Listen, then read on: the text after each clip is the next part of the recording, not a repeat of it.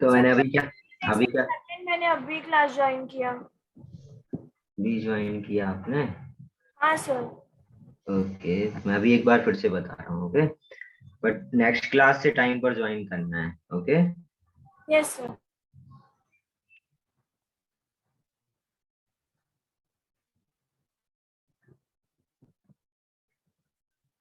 चलो देखो, एक बार और देख लो। अच्छा, कोई बात नहीं।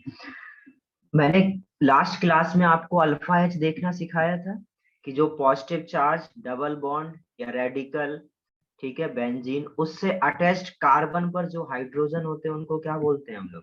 Alpha H. करेक्ट। तो इसमें कितने अल्फा एच है? 6 अल्फा एच। और आज सिखा रहा हूँ जितने आपके अल्फा एच है, जो भी हाइपर कॉन्जुगेशन होता है वो किसकी वजह से होता है? Just because of alpha H. Correct. जो भी आपके अल्फा एच होते हैं वो किसकी वजह से होते हैं? जो भी हाइपर कॉन्जुगेशन होता है वो किसकी वजह से होता है? अल्फा एच की वजह से। तो जितने ज्यादा आपके अल्फा एच होंगे उतने ही क्या होंगे? आपके number of hyper conjugating structure. और जितना ज्यादा हाइपर कॉन्जुगेशन होगा उतना ज्यादा क्या होगा? स्टेबिलिटी होगा। अच्छा, अब लोगों को लगेगा सर ऐसे कैसे बोल रहे हो आपकी स्टेबिलिटी ज्यादा होगा?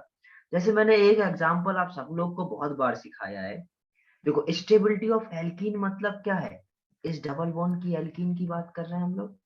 इस डबल बॉन्ड की स्टेबिलिटी की बात कर रहे हैं। इस डबल बॉन्ड की स्टेबिलिटी का मतलब क्या है?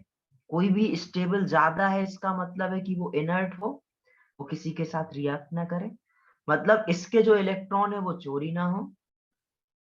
करेक्ट। अब ये इसके इलेक्ट्रॉन चोरी कब नहीं होंगे? अच्छा ये बताओ, जैसे मैंने एक एग्जांपल बहुत बार बोलता हूँ कि यदि इधर पर नेगेटिव चार्ज इस छोटी सी जगह पर है और इतनी बड़ी जगह में नेगेटिव चार्ज डिस्ट्रीब्यूटेड है, कहाँ से चोरी होने के चांसेस ज्यादा होते हैं? जहां छोटी जगह पर हो। करेक्ट। तो वैसे ही हम इधर से बोल सकते हैं, यदि ये डबल बॉन्ड एक ही प्लेस पे है तो उधर पर उसका रिएक्शन या उसका चोरी होना ज्यादा आसान है या टफ है?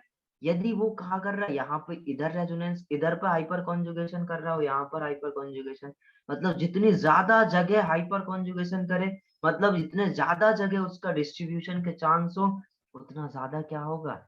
स्टेबल होगा।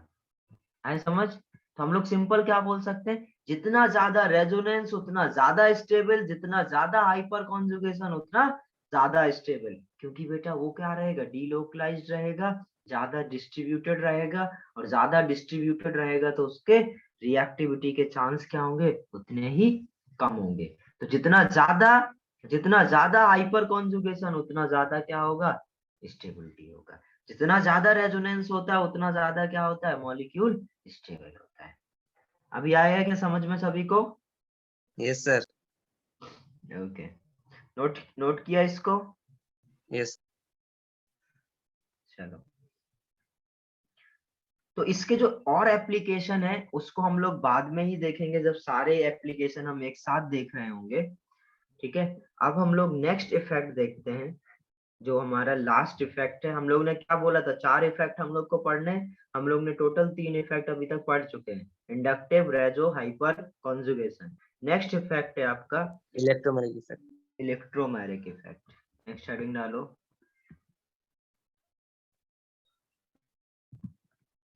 Electromagnetic effect. इलेक्ट्रोमैग्नेटिक इफेक्ट, देखो इसके बारे में हमें बहुत ज्यादा डिटेल में नहीं पढ़ना है। जस्ट हमें क्या पता होना चाहिए? ये इलेक्ट्रोमैग्नेटिक इफेक्ट होता क्या है। ठीक है, इस टॉपिक में हम लोग इसको बहुत हल्का सा पढ़ेंगे, बस हम जानेंगे एक्चुअली में क्या होता है। ओके। अच्छा ये बताओ, यदि सपोज ऐसा कुछ कंपाउंड है, ठीक है, ये डबल बॉन्ड है, इसका मतलब क्या है? इसके पास इलेक्ट्रॉन है और इसके सामने एक ऐसा कोई इलेक्ट्रॉन हो जो क्या है?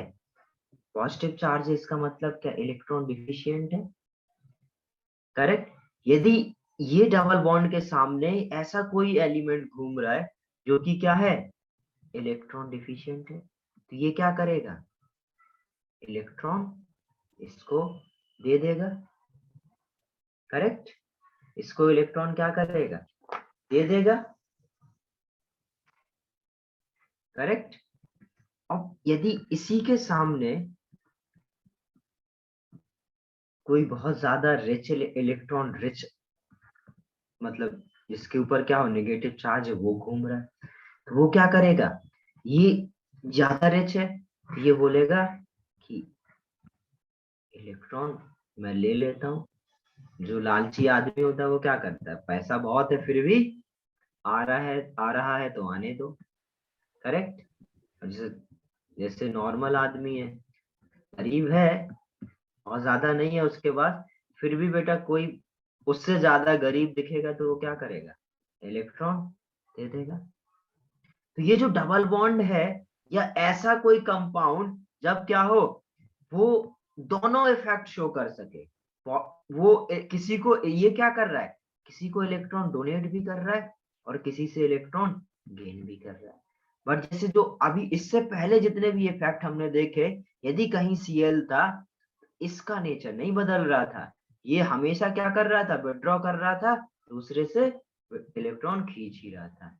बट इसके सामने क्या हुआ, ये अपना नेचर क्या कर रहा है, बदल रहा है, अपना नेचर क्या कर रहा है, बदल रहा है। यदि इस तरीके से कोई अपने शेयर्ड पेयर ऑफ इलेक्ट्रॉन को या तो गेन करने, या तो आप किसी को डोनेट कर दे, या वो किसी से क्या करे, अपने इलेक्ट्रॉन, वो या किसी से इलेक्ट्रॉन ले ले, उन स्पीसीज को हम लोग क्या बोलेंगे, वो सारे स्पीसीज कौन सा इफेक्ट शो करेंगे, इलेक्ट्रोमैग्नेटिक इफेक्ट।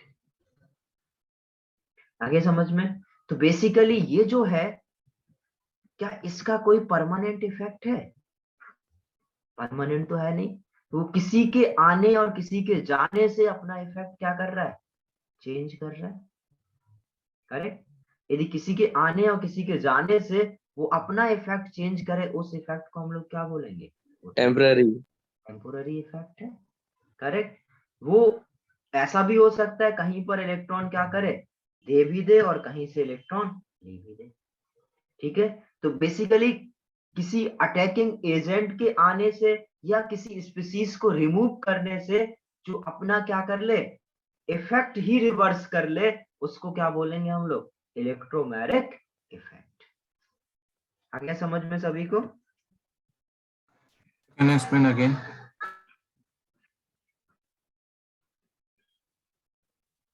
देखो अभी एक एक करके समझेंगे, मैं लिखा रहा हूँ डेफिनेशन, उसके बाद फिर से एक बार समझेंगे, ठीक है। इसमें लिखो जरा, इलेक्ट्रोमैग्नेटिक इफेक्ट, एक जो स्टेटमेंट लिखाऊंगा उसको एक एक करके समझाता हूँ, उसमें आ जाएगा समझ में। इलेक्ट्रोमैग्नेटिक इफेक्ट is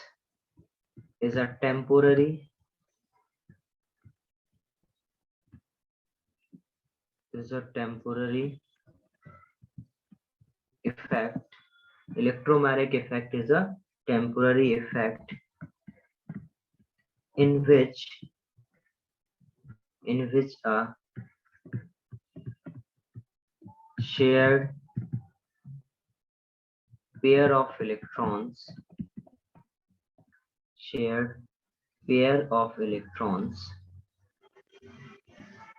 मतलब पाई इलेक्ट्रॉन, ये देखो ये क्या पाई इलेक्ट्रॉन थे, shared pair of electron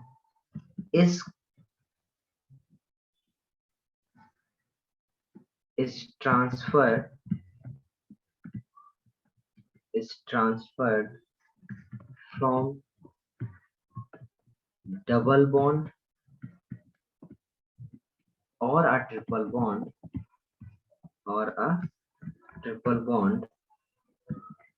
to one of the atoms joined Y bonds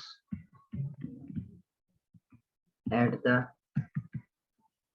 requirement। जब यदि रिक्वायरमेंट हो, ठीक है, तभी क्या होगा, वो ये ऐसा कुछ होगा, requirement of attacking species, okay.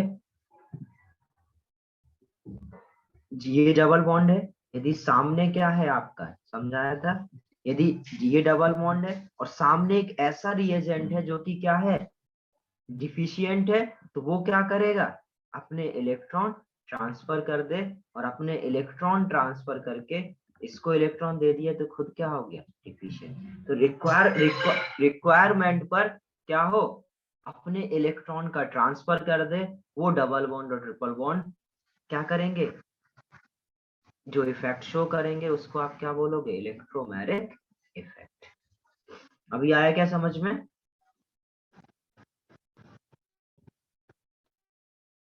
Simple double bond और ट्रिपल बॉन्ड अपने जो शेयर्ड पेयर इलेक्ट्रॉन है, जो पाई इलेक्ट्रॉन्स हैं, उसको रिक्वायरमेंट पर क्या करें, अपने इलेक्ट्रॉन ट्रांसफर कर दें, ठीक है, उसको हम लोग क्या बोलेंगे, इलेक्ट्रोमैग्नेटिक इफेक्ट।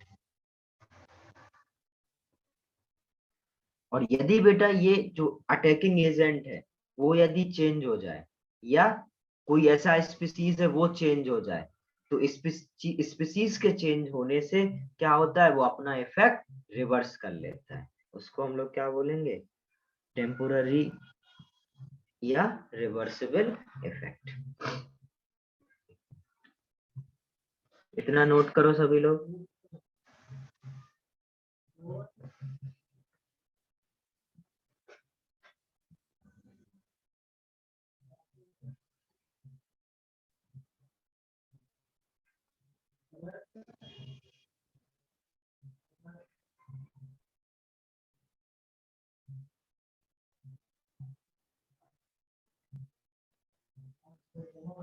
यस, अभी दिखा रहा हूँ। Okay sir. ये था बेटा फर्स्ट फेज, इसको लास्ट में समझ लेना क्लास की बात, ठीक है।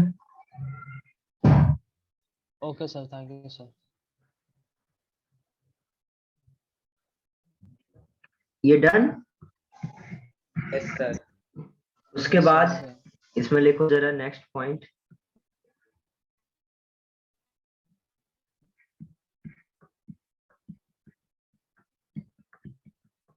if attacking reagent or species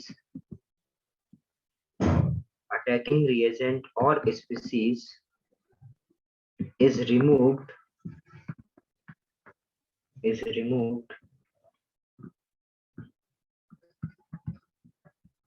charge disappears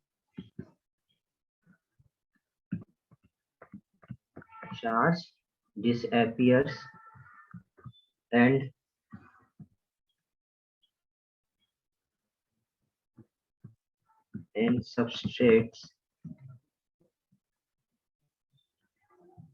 substrate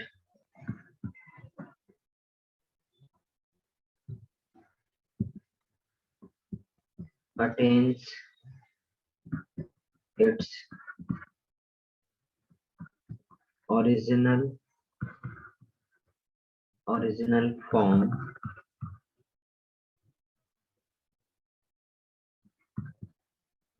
Thus,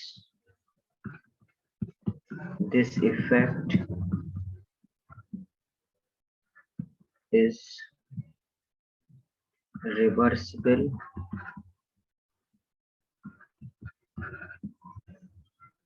and temporary.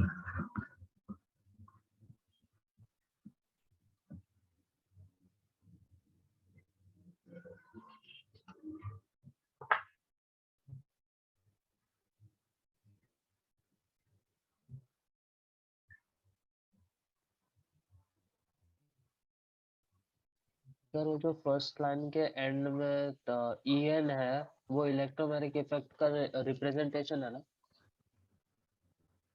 ये EN E और फिर सुपरस्क्रिप्ट में N लिख, इसके पहले।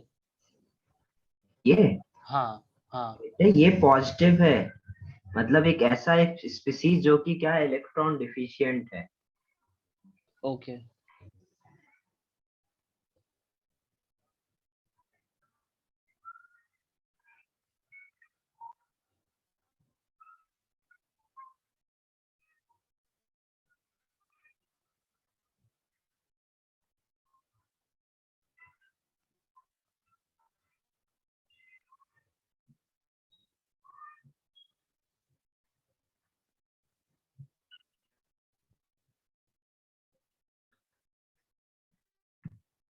डन ये?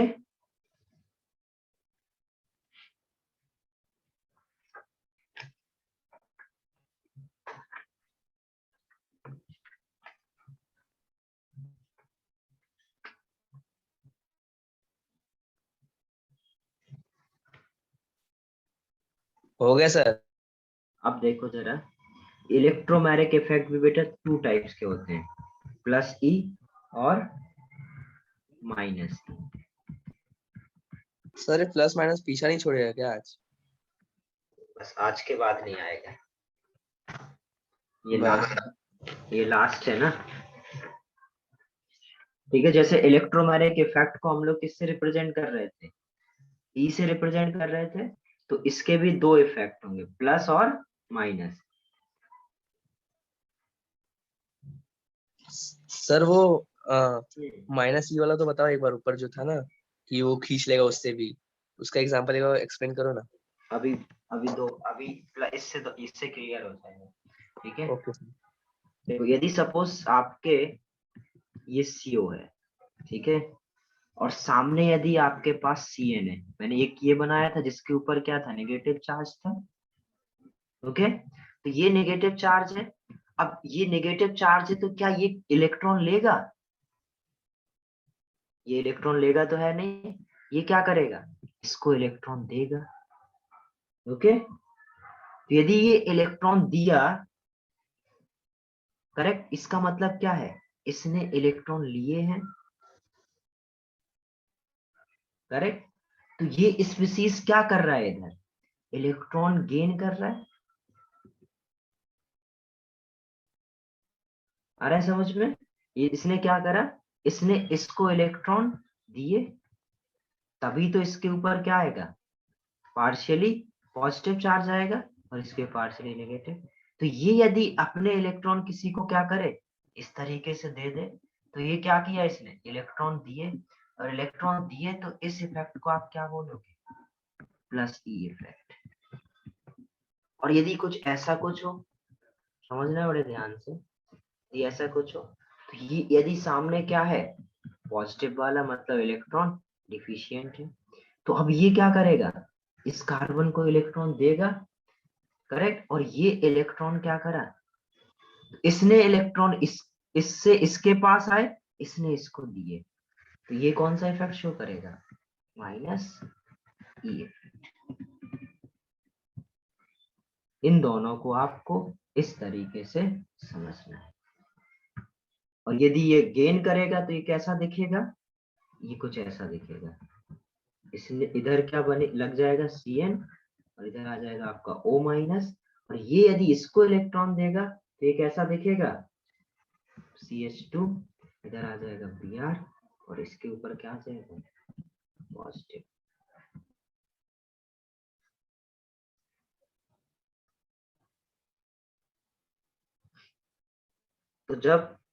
तो बेसिकली हम लोग प्लस ई किसको बोलेंगे,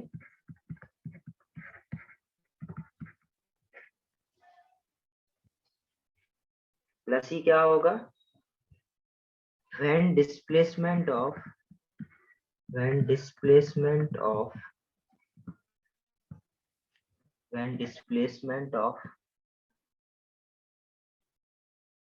pi electrons, when displacement of pi electrons is away from atom, or group, इससे क्या हो रहा है, ये जो डिस्प्लेसमेंट ऑफ इलेक्ट्रॉन है वो कहाँ हो रहा है, अवे हो रहा है, दूर जा रहा है। इसको तो जरूरत है नहीं, तो इसके तरफ तो इलेक्ट्रॉन जाएंगे नहीं। यदि जब इस डबल बॉन्ड का ये जो इलेक्ट्रॉन्स है वो क्या रहे, इस स्पीसीज से दूर जाएं, अवे जाएं, तो उसको क्या बोलेंगे, प्लस आए, और जब क्या हो उसके तरफ आए तो क्या बोलेंगे उसको, माइनस ई। क्या बोलेंगे, व्हेन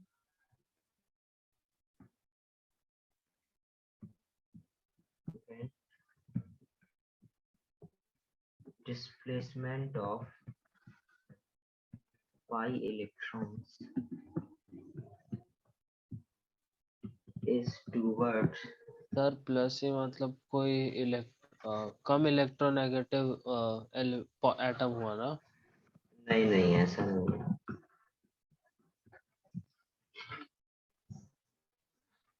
प्लस ई और माइनस ई दो बेटा क्या हैं आपके टाइप्स हैं इलेक्ट्रोमैग्नेटिक इफेक्ट के। इलेक्ट्रोमैग्नेटिक इफेक्ट ऐसा इफेक्ट है जिसमें डबल बॉन्ड और ट्रिपल बॉन्ड अपने इलेक्ट्रॉन्स को, जो अपने उनके पाई इलेक्ट्रॉन्स हैं, उसका क्या करते हैं, ट्रांसफर करते हैं एज पर द रिक्वायरमेंट। यदि उसके सामने ऐसा कोई स्पीसीज है जिस जो क्या इलेक्ट्रॉन रिच है, तो ये इसके तरफ तो इलेक्ट्रॉन देंगे नहीं, इससे अवे देंगे, और इससे अवे इलेक्ट्रॉन दिए तो उसको क्या बोलोगे आप, plus E effect, away from the atom और ग्रुप। और यदि कोई ऐसा है जो इलेक्ट्रॉन डिफिशिएंट है, इसके ऊपर पॉजिटिव है, इसका मतलब क्या है, इलेक्ट्रॉन डिफिशिएंट है। यदि इलेक्ट्रॉन डिफिशिएंट है तो ये जो डबल बॉन्ड और ट्रिपल बॉन्ड के जो पाई इलेक्ट्रॉन्स हैं वो क्या करेंगे, टूवर्ड्स द ग्रुप देंगे, और टूवर्ड्स द ग्रुप देंगे तो उसको क्या बोलोगे आप, माइनस ई इफेक्ट। आ गया समझ में Yes, सभी sir, को? समझा। अब यदि किसी को समझ में ना आया तो आप पूछो, स्टार्टिंग में जो मेरे से पूछ रहा था, यदि अभी भी समझ में नहीं आया तो अब पूछो। बताओ सर। हाँ सर जो पहले एग्जांपल दिखाए थे ना आप सर, हम्म, इलेक्ट्रॉन क्या बोलते हैं, लेगा, भिखमंगा है, मतलब उसको चाहिए होता है कुछ ना कुछ, वो वाला। ये तो है ना, या तो ये इसके सामने है तो ये लिया, और इसके सामने पॉजिटिव आया तो ये दिया। समझा? समझा सर। हाँ सर। वही तो है, और क्या है।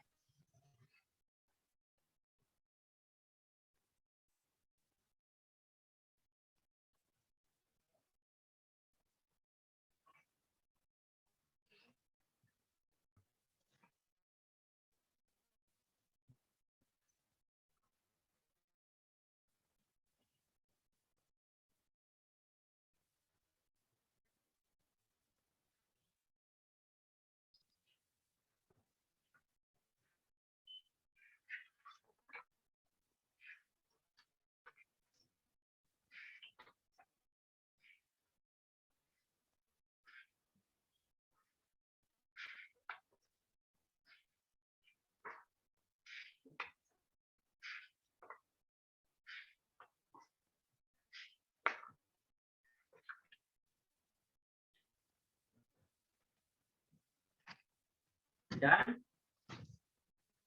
No sir.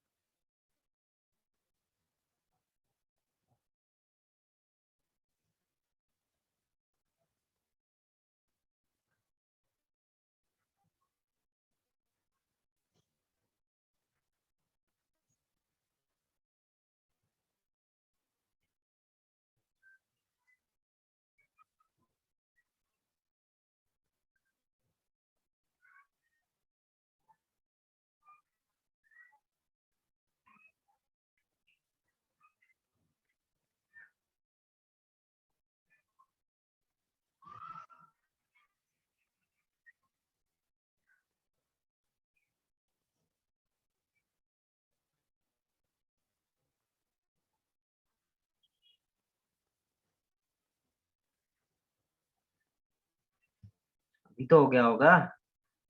Yes sir. हाँ सर, हो गया।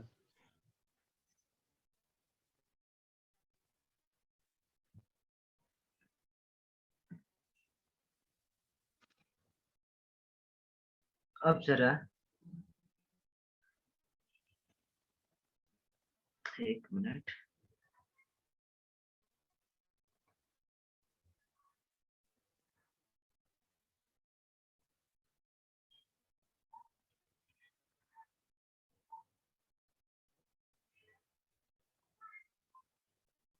नेक्स्ट हेडिंग डालो,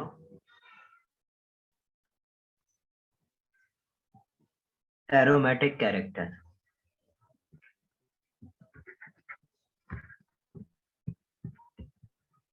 अब जो आप लोग आपको मैंने जब ऑर्गेनिक शुरू करा था तो जितने भी आपके साइक्लिक कंपाउंड्स थे उनको हम लोग डिवाइड करे थे, उसमें मैंने बोला था एरोमेटिक कंपाउंड्स। तो कौन से कंपाउंड्स होते हैं जिनमें क्या होता है एरोमेटिक, जिसको बोलेंगे आप लोगों को अभी तक एरोमेटिक के नाम पर क्या पता है सिर्फ बेंजीन। बेंजीन। अरे अब हम लोग देखते हैं जरा एरोमेटिक कंपाउंड्स क्या होते हैं, क्या उनका कैरेक्टर कैसा होता है। तो एरोमेटिक कंपाउंड को हम लोग हकल रूल से देखते हैं। किससे देखते हैं? The Huckel rule. Huckel 4n+2 rule वैसे बोलते हैं, ठीक है।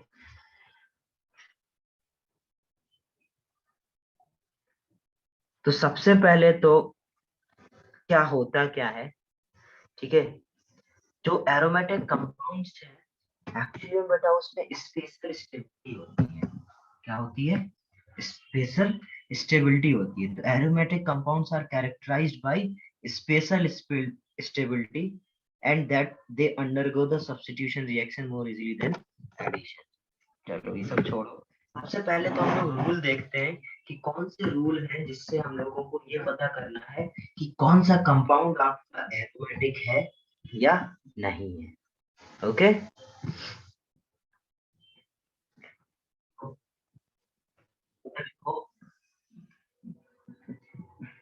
following rules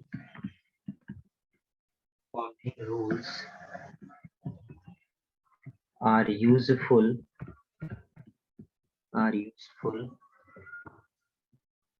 in predicting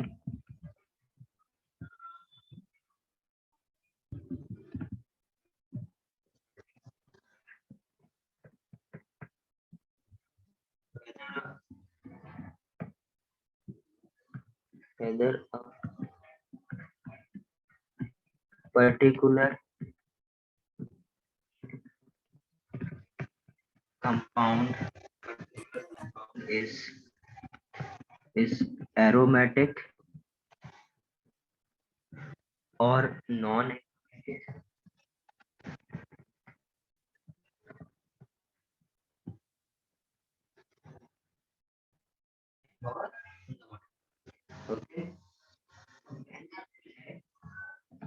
Okay. Aromatic compounds are cyclic। पहली बात क्या होती है? साइक्लिक होना चाहिए एंड प्लेनर। पहला रूल क्या है? Aromatic compounds are cyclic and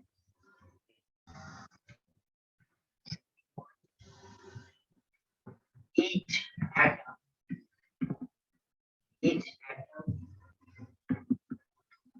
in a aromatic ring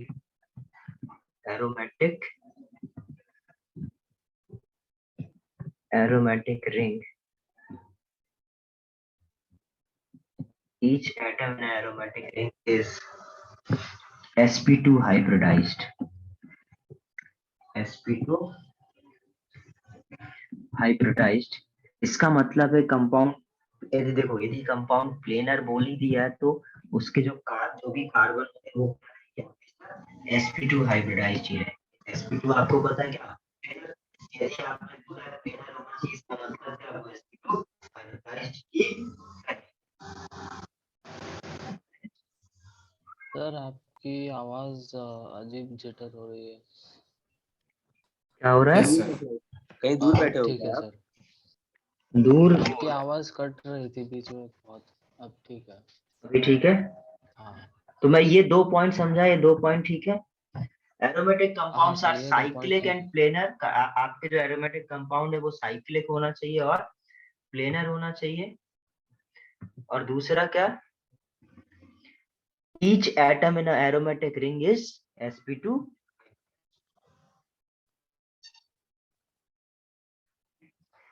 third point, the cyclic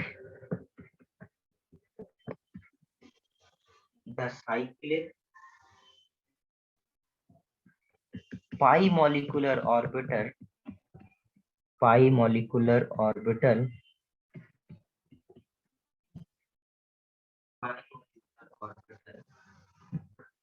must contain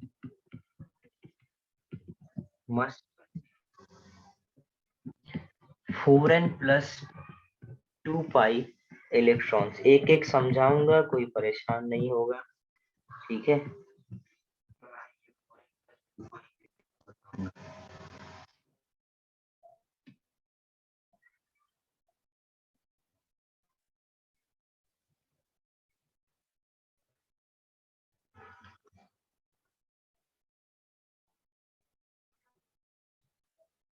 okay, note करो इसको, फिर मैं इनका सबके मतलब समझा रहा हूँ।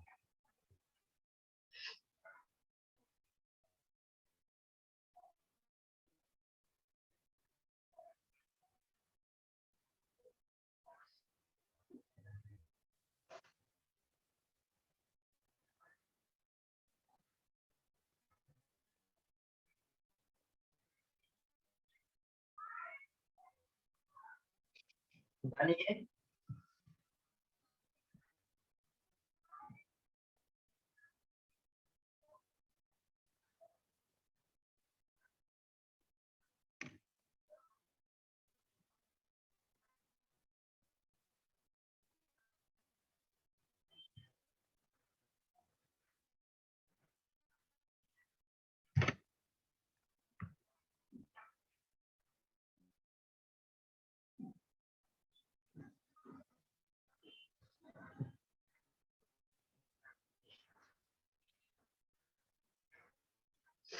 हाँ देवांश, कंप्लीट कॉन्जुगेशन भी होना चाहिए,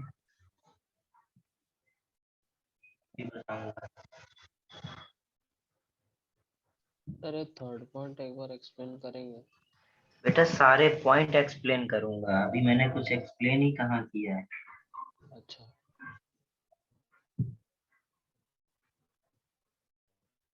ठीक है, डन ये। अब देखो जरा, सपोज बेंजीन से ही शुरू करते हैं, जो आपको पता है बेंजीन एरोमेटिक होता है, ठीक है। सबसे पहले तो बेटा बेंजीन, ये जो कंपाउंड है क्या साइक्लिक है? ओके, साइक्लिक है, और साइक्लिक के साथ साथ उस साइक्लिक रिंग में बेटा, पूरी रिंग में क्या होना चाहिए? रेजोनेंस होना चाहिए। पूरी साइक्लिक रिंग में क्या होना चाहिए? रेजोनेंस होना चाहिए। इसमें देख सकते हो, यहां से यहां क्या है?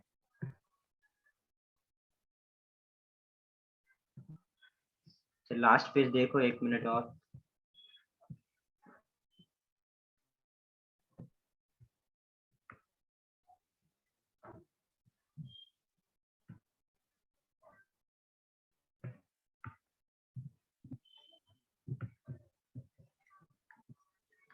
ओके, देखो पहला पॉइंट क्या, रिंग साइक्लिक होनी चाहिए, साइक्लिक है। दूसरा क्या, पूरे में रेजोनेंस होना चाहिए, करेक्ट। पूरे में रेजोनेंस है, इधर से इधर रेजोनेंस होगा। आपने देखा है ना इसका रेजोनेंस, हाँ यस सर, सर। बताने की जरूरत, इधर हाँ माइनस, नहीं सर। ये इधर से इधर, तो इधर से देख सकते हो बेटा कि ये पूरा, पूरे रिंग में क्या है? रेजोनेंस है। तो क्या होना चाहिए? कंपाउंड साइक्लिक होना चाहिए, और उसमें पूरे रिंग में रेजोनेंस होना चाहिए, मतलब साइक्लिक रेजोनेंस होना चाहिए। यदि बेटा रेजोनेंस हो रहा है, इसका मतलब क्या है? कंपाउंड प्लेनर होगा। और ये सारे क्या है? सब में डबल बॉन्ड होता है, तो ये सारे के सारे क्या है? sp2 हाइब्रिडाइज्ड है, तो सारे एटम क्या होंगे आपके? sp2 hybridised.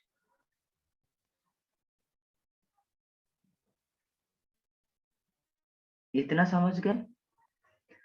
थर्ड क्या, जो थर्ड यस पॉइंट सर, है, समझ गए। वो क्या बोल रहा है? इसमें 4n प्लस 2 पाई इलेक्ट्रॉन होना चाहिए, और ये जो 4n प्लस 2 पाई कॉन्जुगेटेड इलेक्ट्रॉन होना चाहिए, कॉन्जुगेटेड इलेक्ट्रॉन। 4n प्लस 2 पाई कॉन्जुगेटेड इलेक्ट्रॉन, मतलब पार्ट, जो जितने इलेक्ट्रॉन आपके क्या है, पार्टिसिपेट कर रहे हैं रेजोनेंस में, वो कितने होने चाहिए? 4n प्लस 2 पाई। 4n प्लस 2 पाई का मतलब क्या है? n की वैल्यू यदि 0 यूज करो तो कितने इलेक्ट्रॉन होंगे? 2 पाई इलेक्ट्रॉन। n की वैल्यू यदि 1 यूज करो तो 6 पाई इलेक्ट्रॉन, n की वैल्यू यदि 2 यूज करो तो 10 पाई इलेक्ट्रॉन, n की वैल्यू यदि 3 यूज करो तो 14 पाई इलेक्ट्रॉन। इसका मतलब क्या है, यदि रिंग को एरोमेटिक होना है उसका मतलब उसमें या तो 2 पाई इलेक्ट्रॉन हो या 6 पाई इलेक्ट्रॉन हो या 10 पाई या 14। इसमें कितने हैं पाई इलेक्ट्रॉन, वो भी रेजोनेंस में पार्टिसिपेट, ये भी पार्टिसिपेट कर रहा है, ये भी और ये भी। इस एक डबल बॉन्ड में कितने इलेक्ट्रॉन होते हैं 2, और ये क्या है पाई है, तो ये क्या पाई इलेक्ट्रॉन, तो कितने टोटल पाई इलेक्ट्रॉन हो गए इसमें 6 पाई इलेक्ट्रॉन। तो क्या 4n + 2 पाई कॉन्जुगेटेड इलेक्ट्रॉन है? हाँ है। रिंग साइक्लिक है? हाँ है। सारे रिंग में रेजोनेंस हो रहा है? हाँ हो रहा है। तो क्या इस कंपाउंड को आप एरोमेटिक बोलेंगे? इसलिए हम लोग बेंजीन को क्या बोलते हैं, एरोमेटिक। आया समझ में? सर ये 4n + 2 पाई मेरे को समझ नहीं आया सर बिल्कुल भी। बेटा 4n + 2 पाई मैथ्स पढ़े हो कभी? हाँ मैथ्स में n टर्म्स लिखते थे, nth टर्म, हाँ जो भी आपकी सीरीज जो पैटर्न फॉलो करता है उसका जो टर्म होता है उसको हम nth टर्म बोल देते थे, उस पैटर्न को देखकर हम लोग nth टर्म लिखते हैं। हाँ सर। तो ये वही लिखा हुआ है n के रिस्पेक्ट में। यदि उसमें n क्या हो सकता है इधर 0 1 2 3, अब मैं इसको ऐसे बोलता हूँ वो सारी रिंग जिसमें 2 6 10 14 इस टाइप के इलेक्ट्रॉन होते हैं उसको आप एरोमेटिक बोलोगे। फिर इन्फिनिटी तक बोलो, और उसी को आप शॉर्ट में क्या रिप्रेजेंट कर सकते हो 4n + 2 पाई इलेक्ट्रॉन, क्योंकि ये इस पैटर्न को फॉलो कर रहा है। अभी आया समझ में? हाँ सर इसका मतलब तो समझ आया, बट n की वैल्यू कैसे डिटरमाइन करेंगे? बेटा n की वैल्यू आप कुछ भी ले सकते हो, 0 1 2 3 4 5। आपको इधर इस इनमें से कोई भी नंबर ऑफ इलेक्ट्रॉन वो फॉलो कर रहा होगा, ठीक है, या तो 2 आ जाए 6 आ जाए 10 आ जाए, बस इसके इनमें से कोई वैल्यू एक आनी चाहिए। इनमें से यदि कोई भी एक वैल्यू आ रही है, ठीक है, for any value of n, वो कंपाउंड क्या होगा आपका, एरोमेटिक होगा। समझ गए? ओके मतलब n की वैल्यू इस इलेक्ट्रॉन्स पर डिपेंड करती है। इलेक्ट्रॉन्स पर डिपेंड करेगी, आप अपने हिसाब से ले सकते हो। Okay sir, thank okay, you sir.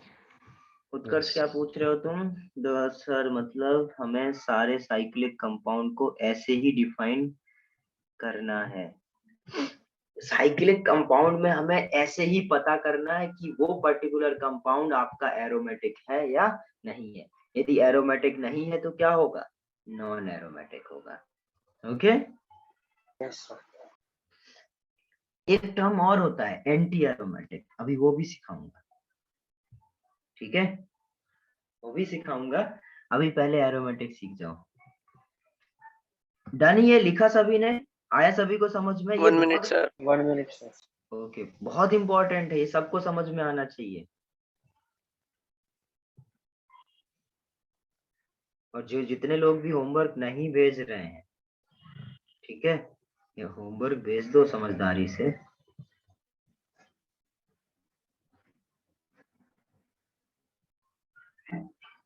क्या फायदा तुम लोग फिर मेरे को बुरा बोलो, पता नहीं सर कैसे हैं। इतना खुशी खुशी हमारा जीवन चल रहा था।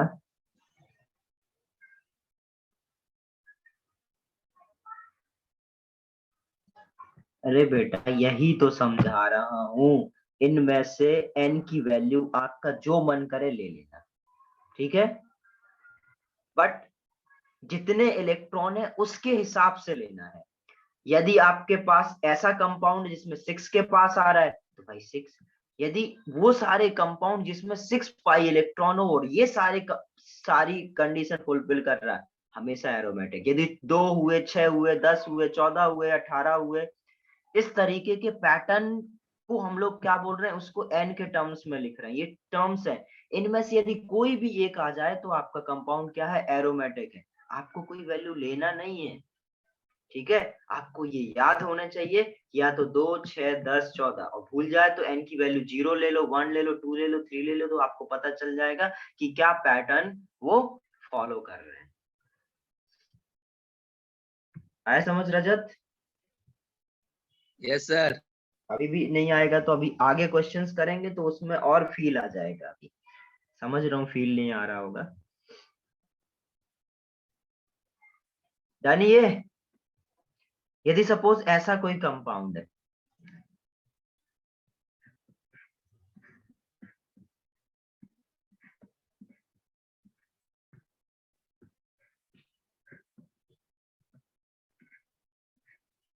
क्या ये कंपाउंड एरोमेटिक होगा? चेक करो, आंसर यस और नो करना है। क्या ये साइक्लिक कंपाउंड आपका एरोमेटिक होगा? ओके ओमकार, ओके भाव, करेक्ट करेक्ट करेक्ट, सभी का सही है।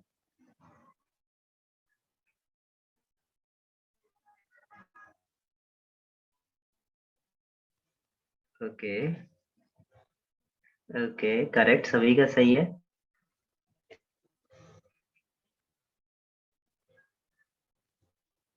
और कोई करना चाह रहा है आंसर? फास्ट।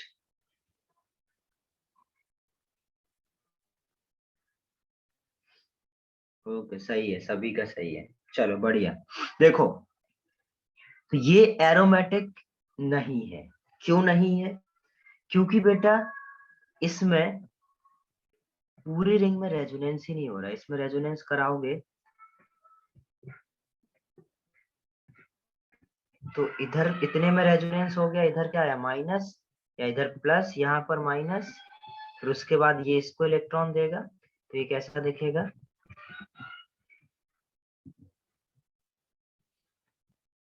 और इधर पर क्या आ जाएगा? सॉरी, इधर पे डबल बॉन्ड था, इधर पे पॉजिटिव नेगेटिव। तो ये इस इतने पोर्शन में तो बेटा रेजोनेंस हो रहा है। क्या हो रहा है? इतने पोर्शन में तो रेजोनेंस हो रहा है। यदि इसका आप हाइब्रिड बनाओ तो कैसा बनाओगे?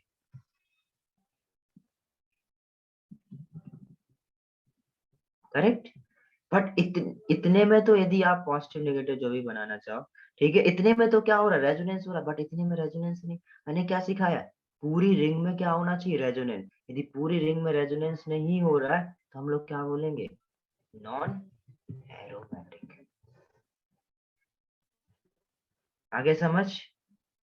हाँ, कुछ लोग बोल रहे हैं सर ये प्लेनर नहीं है। बिल्कुल सही बोल रहे हो बेटा, प्लेनर नहीं है, ठीक है। बट अभी हम लोग उस पर आएंगे, ठीक है। इसको आप क्या बोलोगे रीजन? इसमें पूरे में रेजोनेंस नहीं है। यदि इसमें पूरे में रेजोनेंस नहीं है तो आप क्या बोलोगे इसको? Non aromatic. करेक्ट। ये बताओ जरा सभी लोग,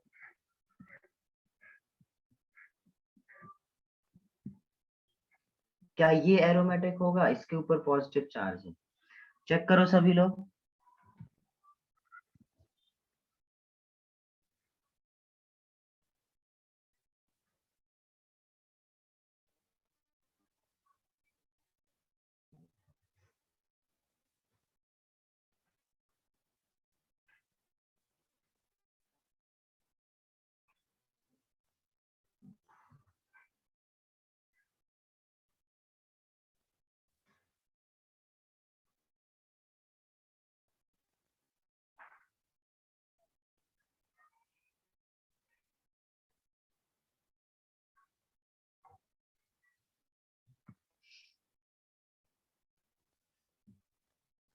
करेक्ट ओमकार,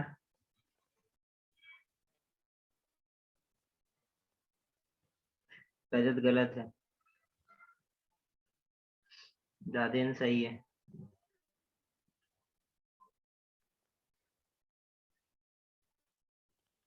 देवा देवांश गलत है, सही से करो।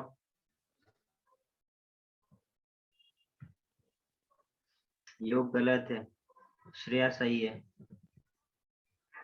और आर्यन गलत है, योग गलत है।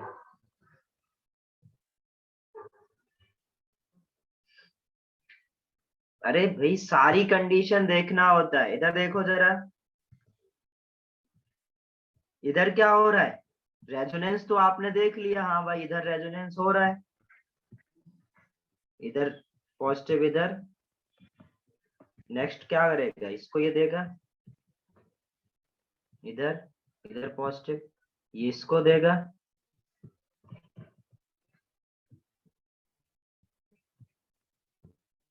हाँ भाई रेजोनेंस तो पूरे में हो रहा है, सब जगह देख लिया, पूरे में रेजोनेंस हो रहा है। हाँ एक कंडीशन ठीक है, साइक्लिक है, हाँ है, सारे कंपाउंड sp2 है, हाँ है भाई, लेकिन इसमें नंबर ऑफ इलेक्ट्रॉन तो देखो कितने हैं, पाई इलेक्ट्रॉन, 2 और 2 4, और होने क्या चाहिए थे, या तो 2 हो या 6 हो या 10 हो या 14, तो क्या 4 है, 4 है इनमें आ रहा है नहीं, तो क्या ये 4n प्लस 2 पाई फॉलो कर रहा है, 4n plus 2 pi electron follow कर रहा है, तो क्या ये एरोमेटिक होगा,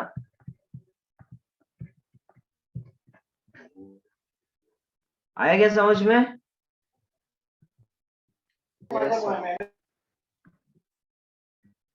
नोट करो इसको,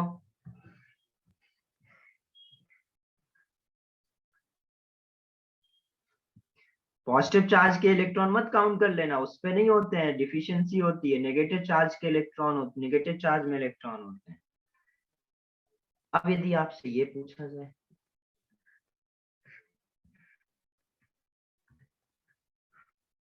अब मैं कुछ, ये सपोज आपका फर्स्ट है, कुछ क्वेश्चन पूछ रहा हूँ, ये इधर पॉजिटिव चार्ज है,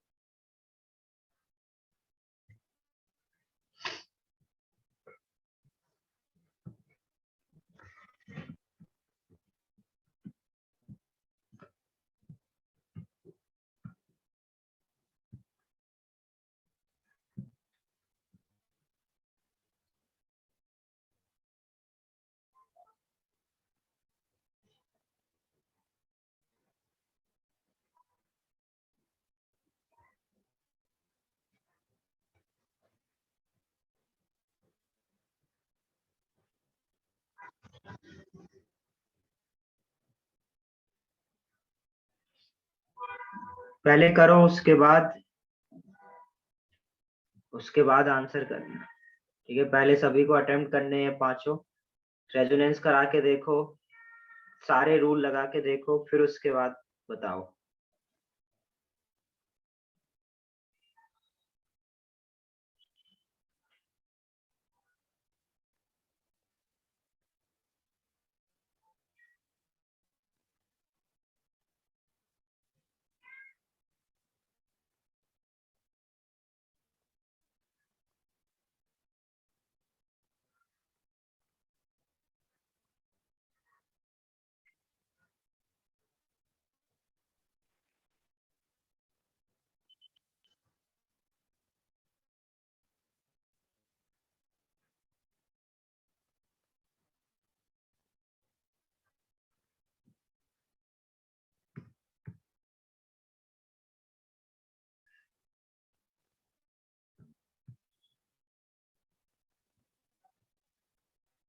करेक्ट भाव, वेरी गुड।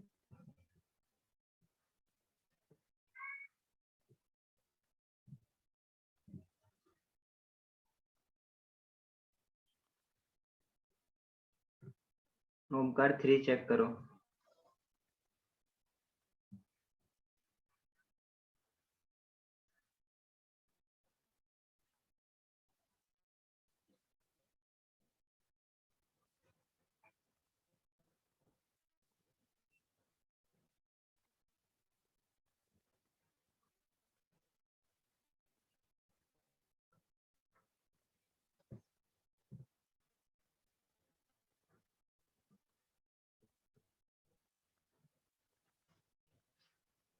सही कर रहे हैं, अधिकतर लोग आंसर सही कर रहे हैं, रजत लेकिन गलत ही कर रहा है। सर कभी तो हाँ बोल दो। मेरे बोलने से थोड़ी सही करेगा तब तो बोलूंगा। करता हूँ सर, करता हूँ। तू लिखता पता नहीं क्या है, पहले लिखता है 2 4 यस 3 4 नो। नो 4 को तूने यस भी बोल दिया, नो भी बोल दिया है। ऐसे कंफ्यूज अगर को सर वापस भेजता हूँ।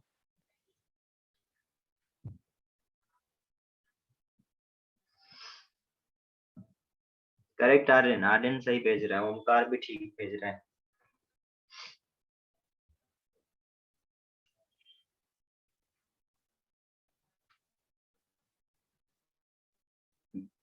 ईशान तुम्हारा 1 2 गलत है, बाकी तो ठीक है। आर्यन अभी तुमने गलत कर दिया, ज्यादा तारीफ हो गई तुम्हारी। हुए क्या सारे? अटेम्प्ट कर लिया एटलीस्ट सभी ने?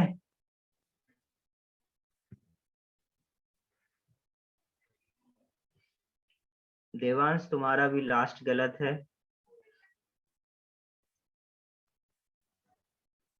थर्ड भी गलत है।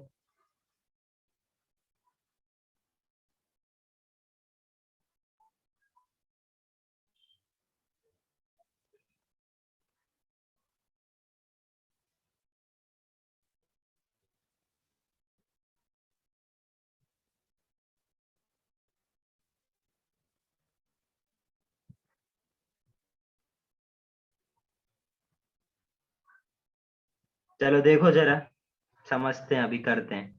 ठीक है, ध्यान से आप कोई सभी लोग करना बंद करो, सिर्फ अब वो इधर पर देखेंगे। ठीक है, इसमें क्या रेजोनेंस हो रहा है? हाँ, ये इधर से इधर रेजोनेंस हो सकता है, और ये इधर से इधर भी रेजोनेंस, तो पूरे में रेजोनेंस है। हाँ है। साइक्लिक कंपाउंड है, साइक्लिक कंपाउंड है, इसमें टोटल इलेक्ट्रॉन्स कितने हैं?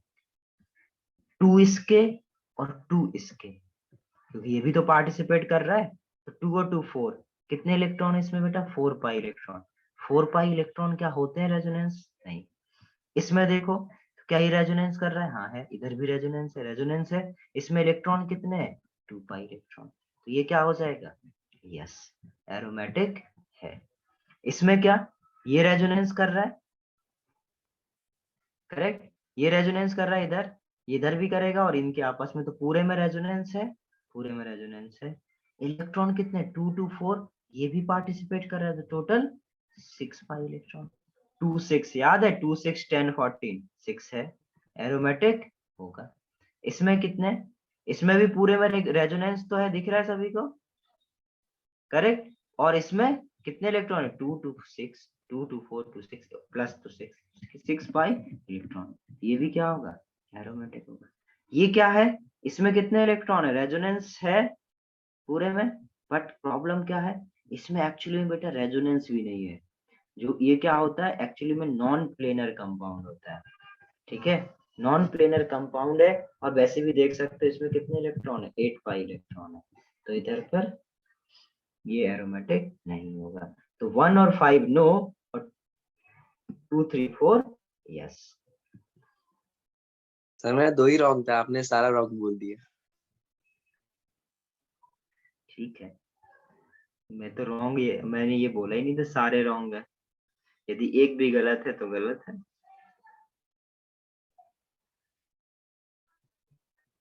आ गया सभी को समझ? किस तो तरीके फर्स्ट वाले से? में 4 इलेक्ट्रॉन्स कैसे आया? 4 पाई इलेक्ट्रॉन्स कैसे आया फर्स्ट वाले में? फर्स्ट वाले में बेटा ये 2 इलेक्ट्रॉन इसके, और 2 इलेक्ट्रॉन नेगेटिव चार्ज के। इसमें भी तो नेगेटिव चार्ज है, नेगेटिव चार्ज के 2 इलेक्ट्रॉन काउंट करो हमेशा। 2 2 4, 4 2 6। सर ऐसा क्यों नेगेटिव चार्ज के दो? बेटा नेगेटिव चार्ज बनता कैसे है? हाँ सर, इलेक्ट्रॉन्स एक्स्ट्रा आने पे। इलेक्ट्रॉन आने पे ही बनता है ना, हाँ, तो उनको काउंट नहीं करना पड़ेगा? तो सर एक की दो ऐसा क्यों?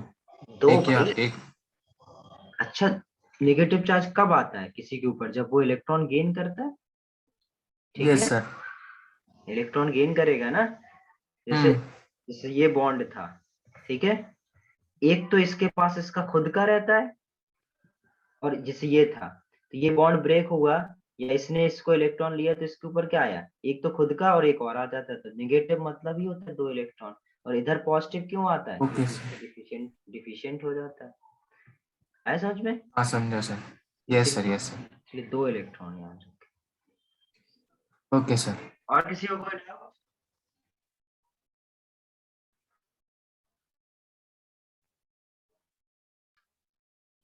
No sir. चलिए अब हम लोग नेक्स्ट देखते हैं। तो एरोमेटिक समझ में आ गया। अब देखो जरा एंटी एरोमेटिक।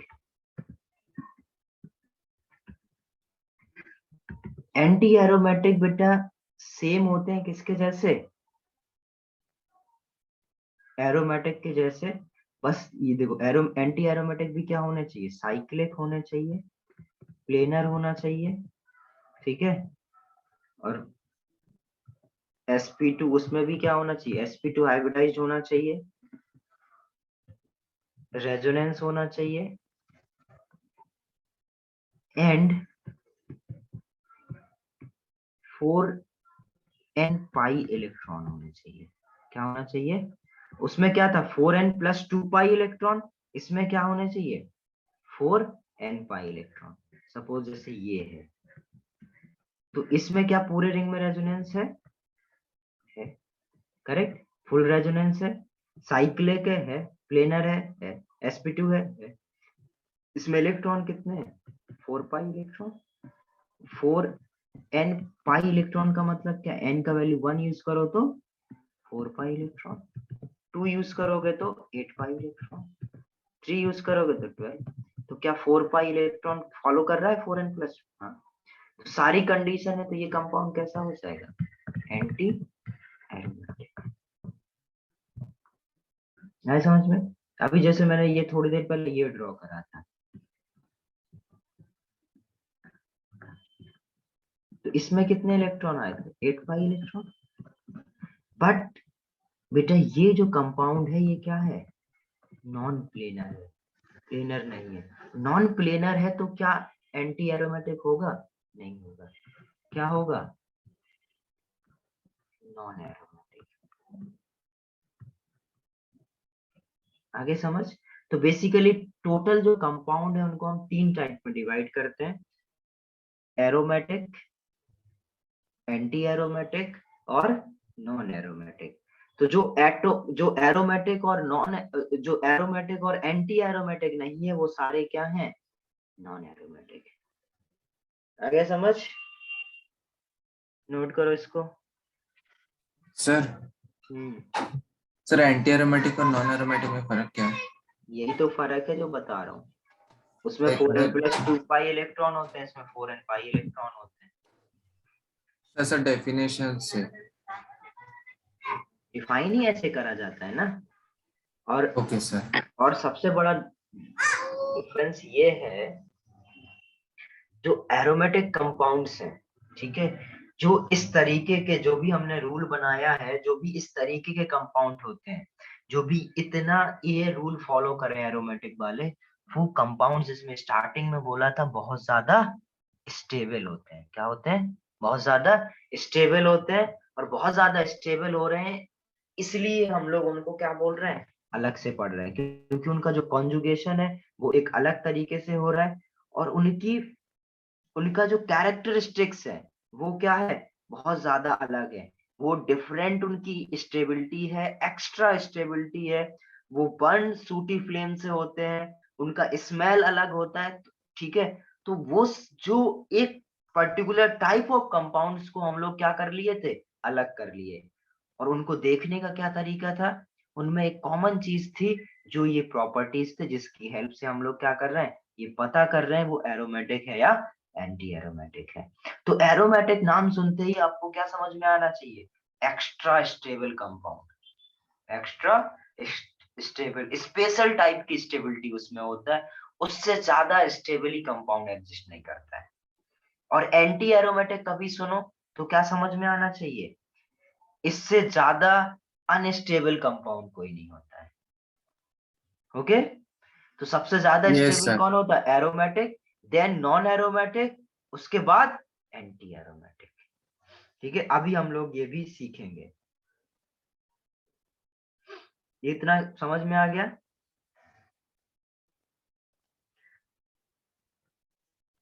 नोट किया ये? Yes sir. Yes sir.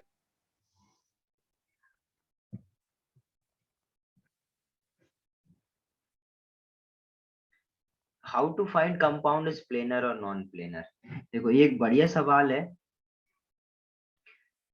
ये आपको पता नहीं चलेगा बेटा प्लेनर है या नहीं प्लेनर है।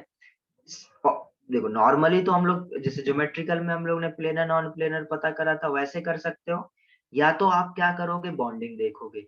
बट साइक्लिक कंपाउंड में किसी भी तरीके से आप ये पता नहीं कर सकते बेटा आपका कंपाउंड प्लेनर है या नॉन प्लेनर है। बट जो कुछ इंफॉर्मेशन है वो मैं दे रहा हूँ आपको, ठीक है। 8 मेंबर रिंग से पहले मतलब 3 to 7 मेंबर रिंग प्लेनर ही होती है, ठीक है। बट 6 मेंबर रिंग भी नॉन प्लेनर होती है। बट अभी आपके जो सिलेबस में आएगा या जो भी कम आएगा उसमें आप क्या मानोगे, प्लेनर ही मानोगे, ठीक है। तो अप टू 7 मेंबर रिंग आपकी रिंग क्या है, प्लेनर है। 8 के बाद आपकी रिंग नॉन प्लेनर हो सकती है, ठीक है। तो अभी मैं बहुत ज्यादा डिटेल नहीं दे रहा हूं, बट हम लोग जब 12th में एरोमेटिक कंपाउंड्स पढ़ेंगे तब मैं उसमें आपको बताऊंगा कि कौन कौन से कंपाउंड आपके प्लेनर है और कौन से कंपाउंड आपके नॉन प्लेनर है। अभी के लिए आपको क्या याद रखना है, ये 8 मेंबर रिंग वाला जो ऑक्टीन है वो क्या है, नॉन प्लेनर है, और वो क्या है, वो आपकी नॉन एरोमेटिक होती है। अभी आपका 11th इससे काम चल जाएगा। ओके ओम, और क्या नाम है तुम्हारा? Yes sir. सर हाइब्रिडाइजेशन से नहीं दे सकते? बेटा हाइब्रिडाइजेशन तो सारे sp2 हैं, कैसे पता करोगे? देखो एक्चुअली में क्या होता है, ये इस फॉर्म में जो लिखा है ना ये तो आप प्लेनर ही बोलोगे देख के। बट मैंने आपको अभी बताया था कि इसका एक फॉर्म और एग्जिस्ट करता है, करेक्ट। ऑक्टीन के केस में बताया था, ऑक्टीन के केस में क्या था, 8 मेंबर रिंग, उसका सिस और ट्रांस एग्जिस्ट करता है, याद हो तो। ये हाँ सर बता दें। इनके क्या होते हैं बेटा, इनके क्या बोलते हैं हम लोग, इनके एंगल स्ट्रेन होने की वजह से क्या होता है, बहुत ज्यादा एंगल स्ट्रेन होने की वजह से ये अपने नॉन प्लेनर फॉर्म में एग्जिस्ट करने लगते हैं, ठीक है। इसलिए हम लोग इनको नॉन प्लेनर बोल रहे हैं। Okay sir. ओके, अब तो सिंपल याद रहेगा सभी को, क्या इनके कंपैरिजन में बताऊं या समझ गए? एरोमेटिक एंटी एरोमेटिक, और जो दोनों नहीं है वो क्या है, नॉन एरोमेटिक। ओके, अब जरा हेडिंग डालो, स्टेबिलिटी ऑफ कंपाउंड।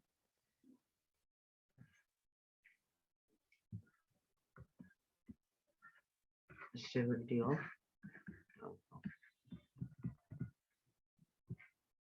और क्या याद रखोगे, एरोमेटिक, जैसे अभी बोल रहा था मैं, एरोमेटिक बहुत ज्यादा स्टेबल होते हैं, नॉन एरोमेटिक और एंटी एरोमेटिक बहुत ज्यादा अनस्टेबल होते हैं। ये हम लोग हमेशा याद रखेंगे।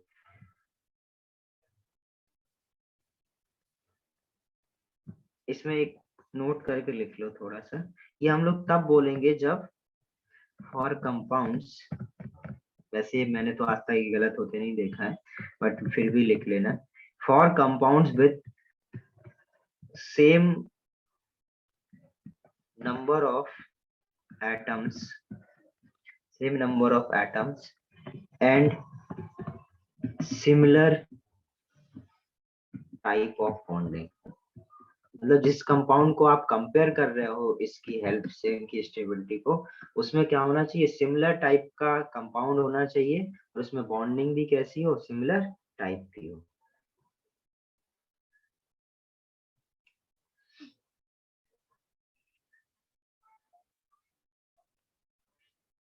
ओके, तो इस तरीके से आपने कंपाउंड्स को एरोमेटिक, नॉन एरोमेटिक और एंटी एरोमेटिक पता करना सीख लिया।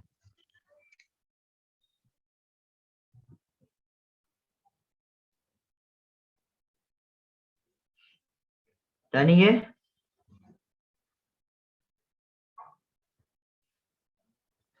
बोलो जरा डन।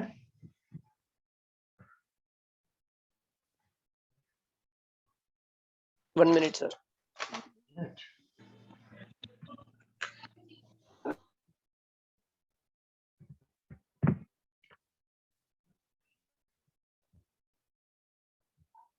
Done sir.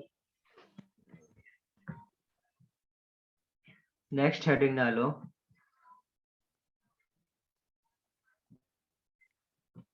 अब हम लोग देखते हैं बेटा, मैंने बोला था साथ में एक साथ सारे इफेक्ट के क्या करेंगे हम लोग, एप्लीकेशन देखेंगे। तो अब हेडिंग डालो एप्लीकेशंस ऑफ इलेक्ट्रॉनिक इफेक्ट।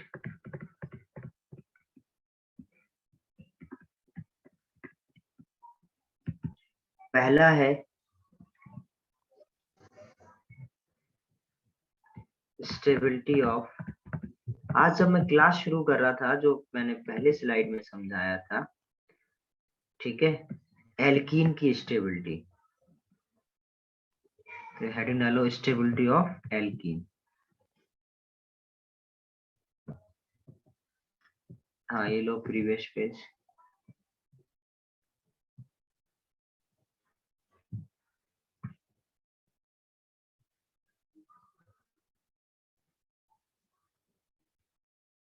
हर सिंह, तुम्हारा ऑडियो क्यों नहीं कनेक्ट है?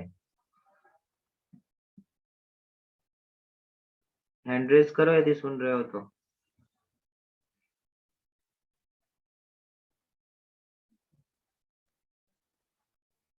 अरे जरा इसका पता करो ये क्या कर रहा है आजकल।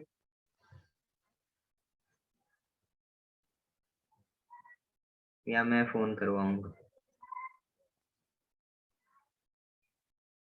स्वयं तुम्हारा भी ऑडियो नहीं कनेक्ट।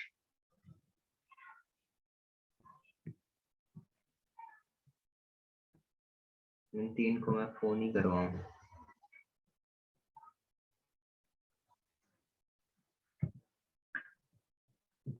चलो, क्या है स्टेबिलिटी ऑफ एल्कीन? तो स्टेबिलिटी ऑफ एल्कीन मैंने स्टार्टिंग में क्या सिखाया था? जितना ज्यादा उसमें क्या होंगे, जितना ज्यादा आपके हाइपर कॉन्जुगेटिव स्ट्रक्चर्स होंगे, उतना ज्यादा आपकी एल्कीन क्या होगी, स्टेबल होगी। और हाइपर कॉन्जुगेटिव स्ट्रक्चर्स किसमें ज्यादा होंगे, जिसमें आपके नंबर ऑफ अल्फा एच ज्यादा होंगे। ओके, याद है ये सभी को? स्टार्टिंग का आज की क्लास का पहला पहला जो हमने सीखा था। तो स्टेबिलिटी ऑफ एल्कीन में हम लोग लिख सकते हैं मोर नंबर ऑफ, जैसे उसमें लिखा दिया था मैंने, फिर भी लिख लो, more number of hyper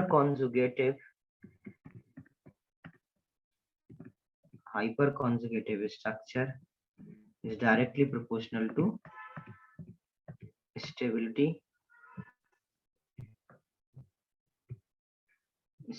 of alkene is directly proportional to number of alpha H.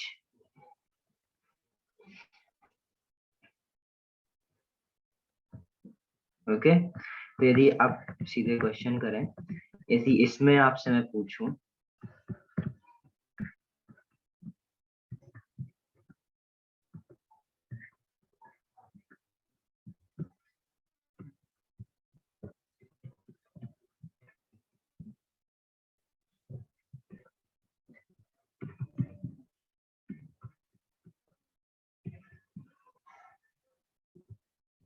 तो बताओ जरा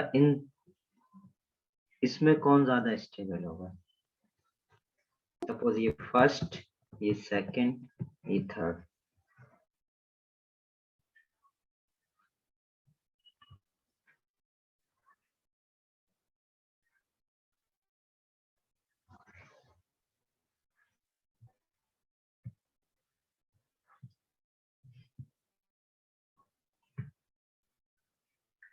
करेक्ट ओमकार।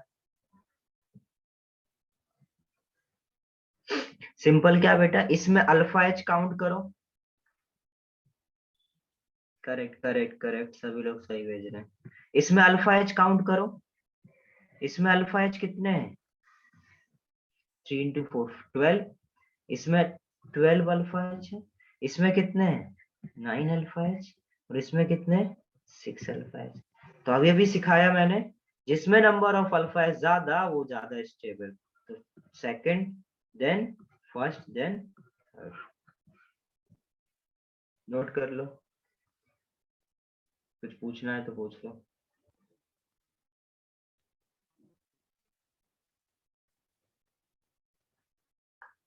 कर पा रहे हो ना सभी लोग alpha H count? Double bond के बाजू में जितने भी हाइड्रोजन होते हैं उसको हम लोग क्या बोलते हैं?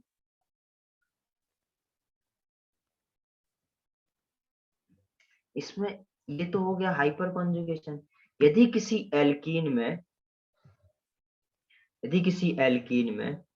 तो स्टेबिलिटी ऑफ एल्कीन,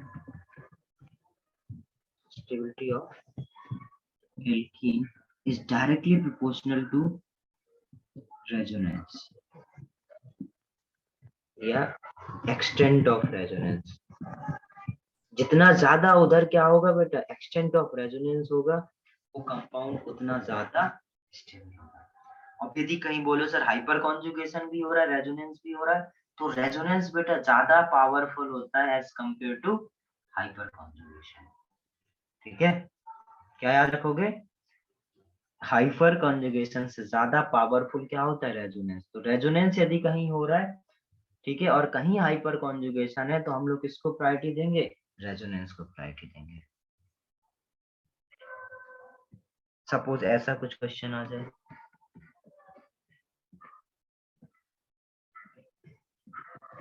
ये है,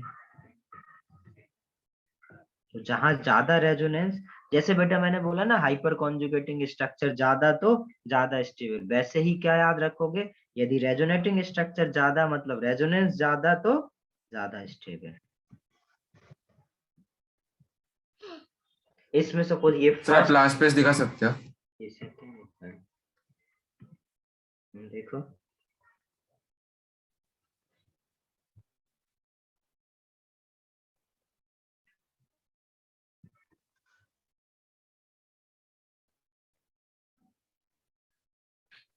हो गया, थैंक यू सर। इसको करो जरा, ये फर्स्ट सेकंड थर्ड, बताओ जरा स्टेबिलिटी किसकी ज्यादा?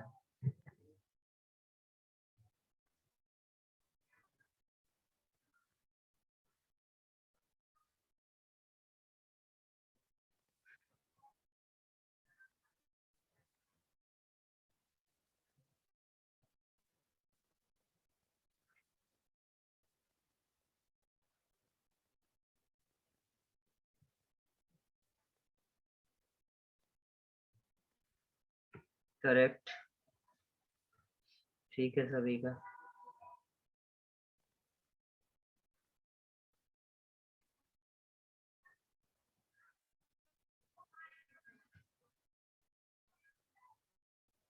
करो बाकी लोग भी आंसर।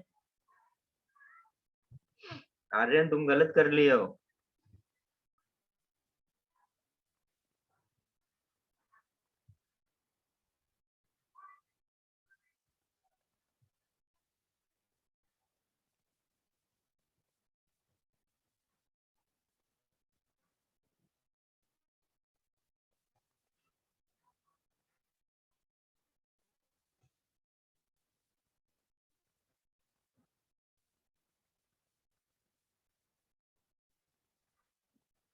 करेक्ट ओमकार, बाकी लोग फास्ट।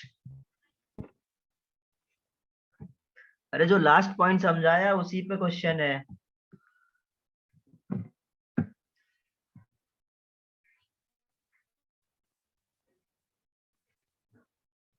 करेक्ट जादेन।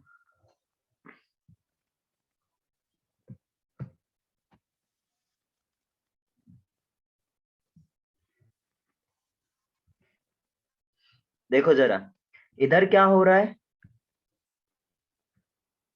बेटा, यहाँ पर रेजोनेंस हो रहा है, रेजोनेंस की कंडीशन है ना,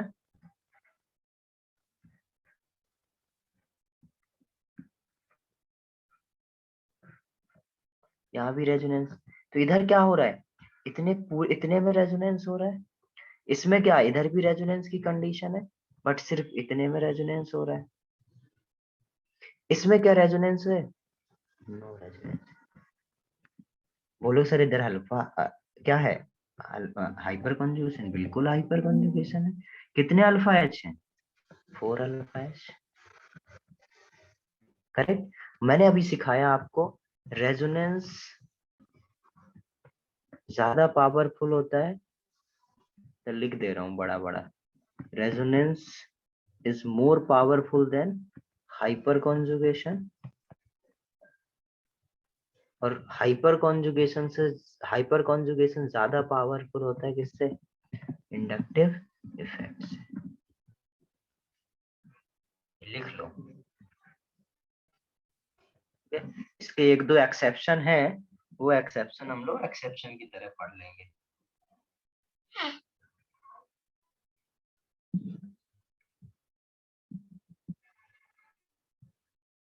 तो सिंपल क्या है, इसमें क्या हो रहा है बेटा, रेजोनेंस। अब इन दोनों में रेजोनेंस हो रहा है, अब यदि दो में रेजोनेंस हो रहा हो, तो जैसे मैंने तब बताया था आपको कि चोरी कहाँ पर कम होगी, चोरी कहाँ पर कम होगी, जो ज्यादा डिस्ट्रीब्यूटेड हो। ये ज्यादा जगह में डिस्ट्रीब्यूटेड है, तो इसके चोरी होने के चांस क्या है, कम है, मतलब स्टेबल ज्यादा है, करेक्ट। इसमें क्या है, इसने में ही सिर्फ, तो जहां पर ज्यादा रेजोनेंस वो ज्यादा स्टेबल, तो ये क्या हो जाएगा, 1 is greater than 2 is greater than 3।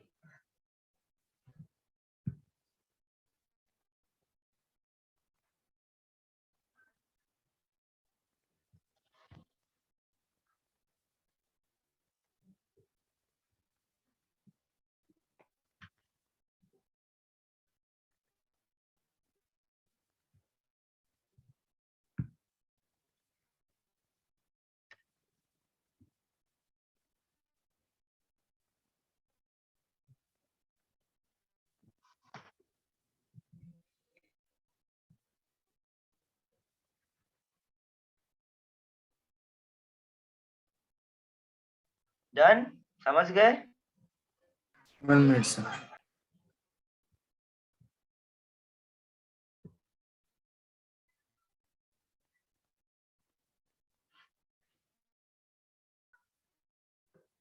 अच्छा इसमें पता करो,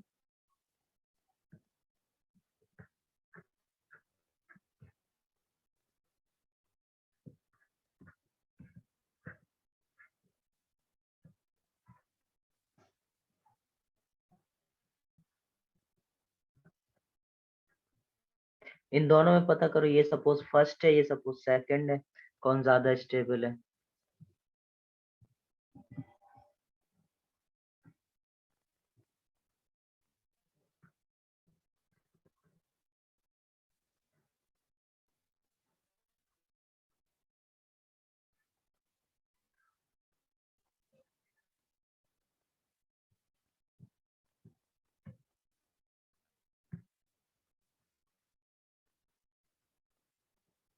करेक्ट।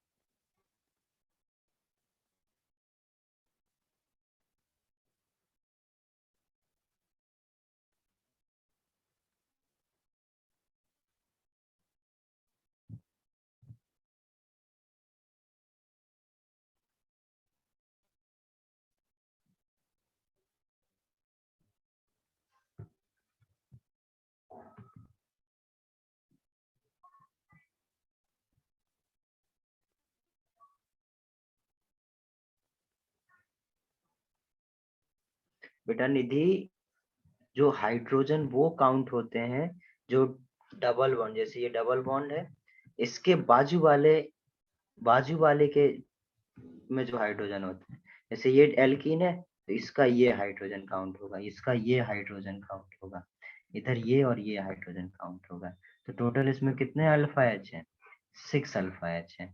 बट इसमें क्या हो रहा है, रेजोनेंस हो रहा है, करेक्ट, रेजोनेंस हो रहा है। और ये कंपाउंड क्या है, एरोमेटिक। मैंने क्या सिखाया, एरोमेटिक तो ज्यादा स्टेबल होते हैं, तो क्या आ जाएगा, first is greater than second. अधिकतर सही, सभी ने आंसर सही भेजा था।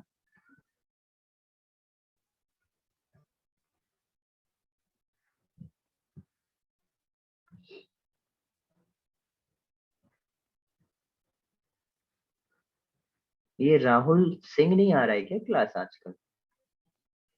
आकाश,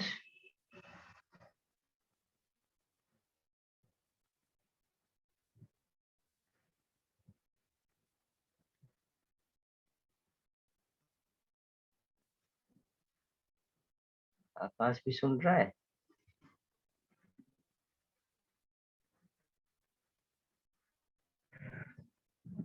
क्लियर है, ये समझ गए?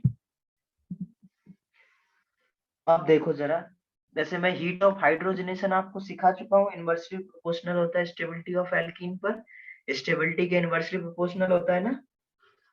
अच्छा, जैसे ये आपसे पहले मैं पूछ चुका हूँ, सपोज ये और ये, बताओ जरा बेटा कौन ज्यादा स्टेबल होगा?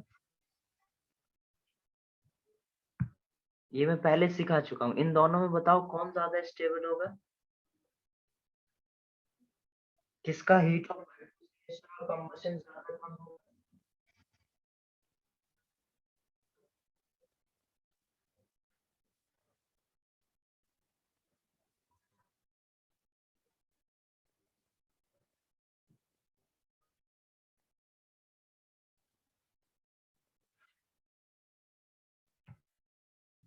अल्फा एच तो दोनों में 6 है, जो अभी सीखा क्या उससे हो पाएगा? इसमें भी 6 अल्फा है, इसमें भी 6 अल्फा है। बट पहले क्या सिखाया हुआ है मैंने?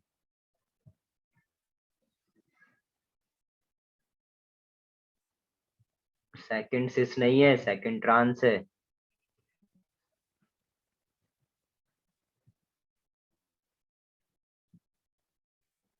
मैंने क्या बताया था, स्टेबिलिटी कैसे चेक करना? सिमेट्री से, याद है सिमेट्री?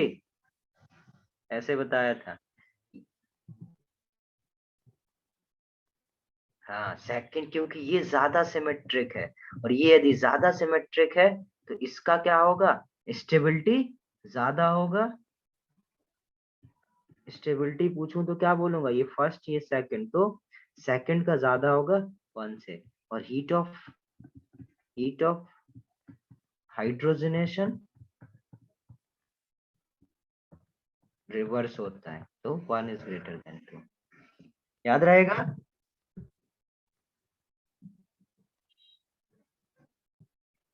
थर्ड देखो, बॉन्ड लेंथ।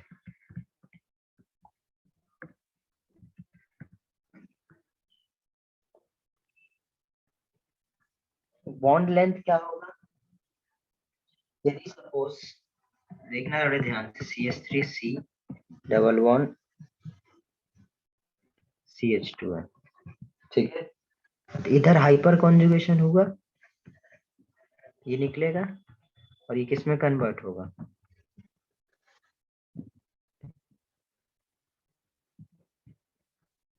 करेक्ट। तो ये बताओ, सपोज ये फर्स्ट कार्बन है, ये सेकंड कार्बन है, और ये थर्ड कार्बन है, ठीक है? तो बॉन्ड लेंथ ऑफ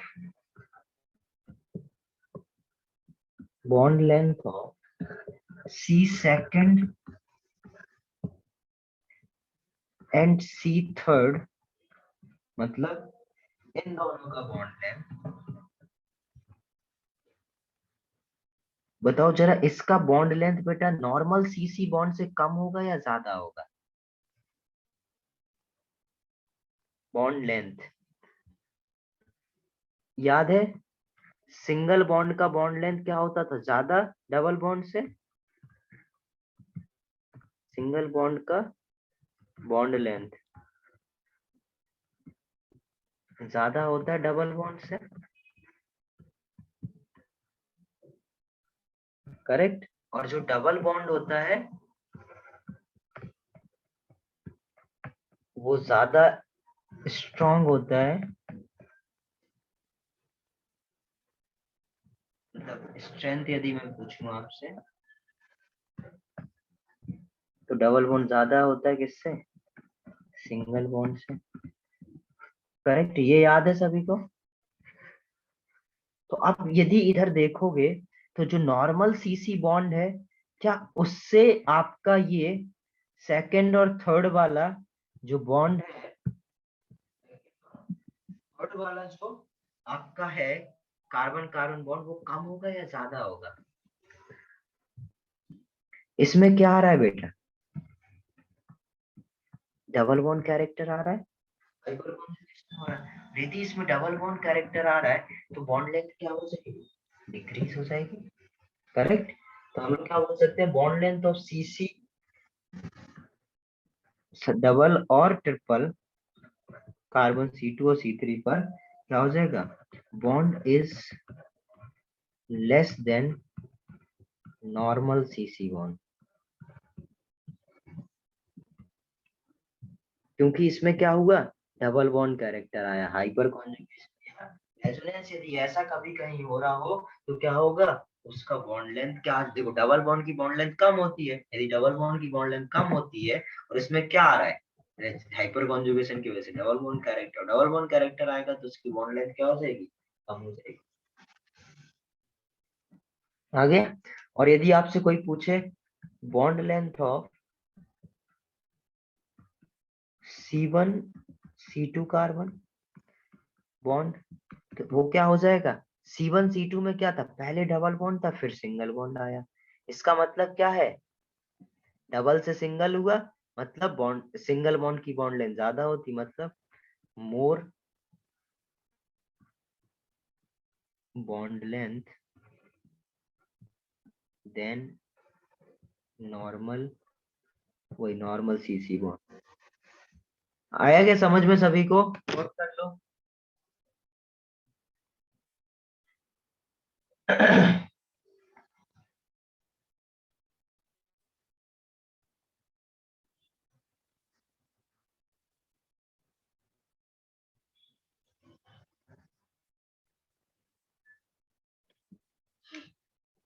देख रहा हूँ कुछ कुछ लोग गायब है, जैसे अभी नाम बुलाऊं ना तो देव, रक्षिता भी गायब लग रही है मेरे को, राहुल सिंह भी गायब है, आकाश, यस सर। आकाश है, हाँ सर। ये राहुल सिंह कहाँ है? अभी मैंने थोड़ी देर पहले पूछा था। सर होगा शायद, पता नहीं कि।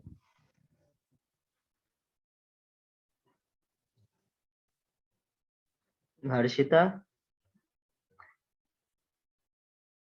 Yes sir. रक्षिता को मैसेज करना, सर याद कर रहे थे बीच में, हाँ सर। है ना? वो वैक्सीनेशन ड्राइव के बाद के साथ इसे दिखा रहा है। आकाश म्यूट करो। सर हाँ बोलो। सर मैं बोल रहा था कि वैक्सीनेशन ड्राइव के बाद शायद इसे वैसे दिखा रहा है।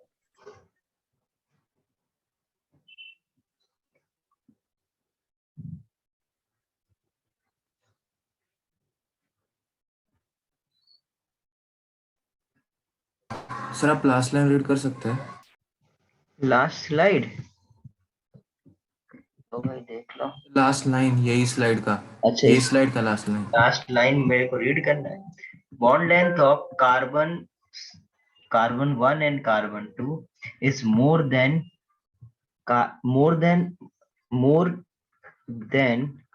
bond length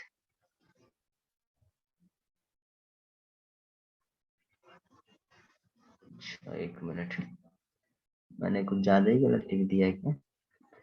bond length of carbon 1 carbon 2 bond is more than, ये हटा दो इसलिए जगह कम पड़ेगी, more than normal CC bond. अभी समझ गए? Yes sir. अच्छा, वैक्सीनेशन के बाद फीवर आ रहा है। तुम सबका हो गया क्या वैक्सीनेशन?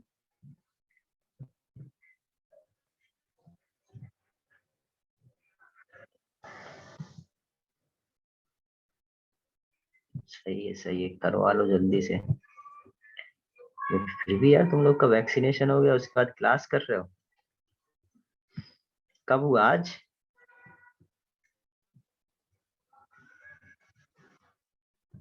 अच्छा, 4th को ही हो गया था। चलो चलो ठीक है, मतलब हो गया, काफी टाइम हो गया, ठीक है।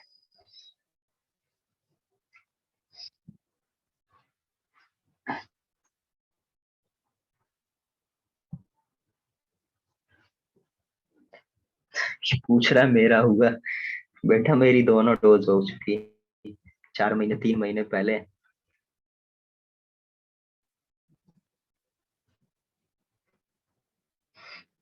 देखो जरा नेक्स्ट।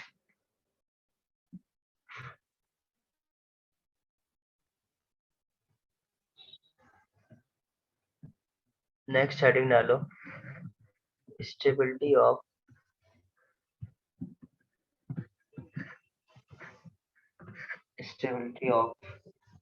Reaction intermediate.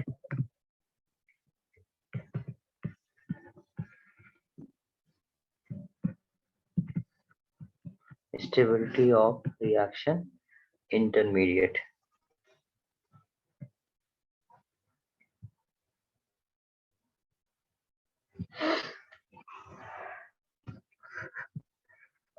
सब हेडिंग डालो, stability of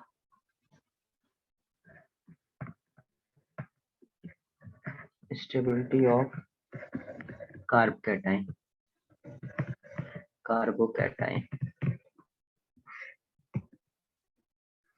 stability of carbocation. अब ये स्टेबिलिटी ऑफ कार्बोकैटायन कैसे पता करेंगे? ये कार्बोकैटायन, अच्छा कार्बोकैटायन सबको पता है, इंटरमीडिएट रिएक्शन इंटरमीडिएट सबको पता है।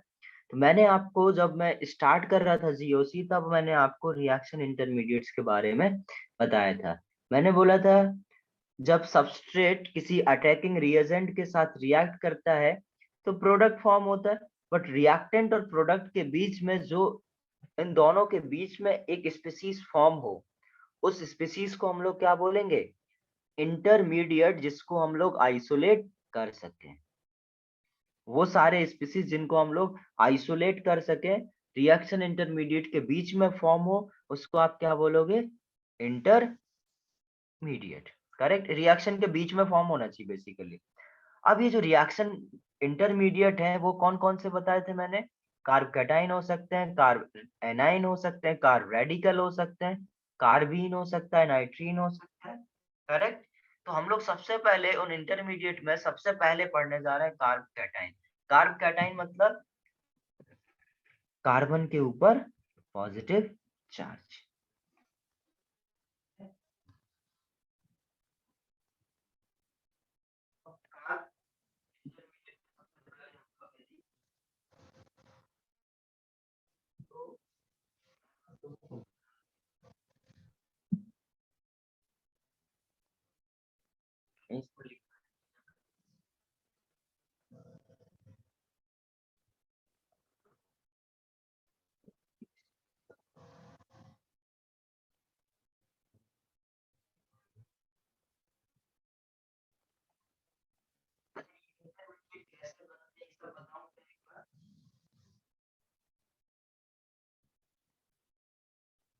इधर पे बस एक काम करो, स्टेबिलिटी हटा लो।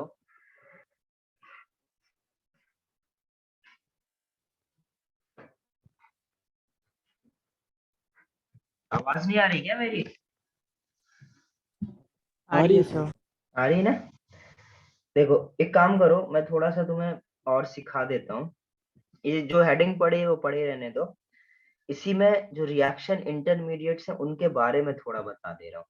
तो सब हेडिंग डालो, रिएक्शन इंटरमीडिएट। क्योंकि उस दिन भी मैंने आपको ऊपर से बता दिया था, ज्यादा लिखाया विखाया नहीं था, तभी देख लो आज दिन आ गया। तो कोई भी यदि बेटा कोवेलेंट बॉन्ड है, सपोज ए और बी के बीच में क्या है? कोई कोवैलेंट बॉन्ड है। तो जो कोवैलेंट बॉन्ड होता है वो डिफरेंट तरीके से ब्रेक होता है।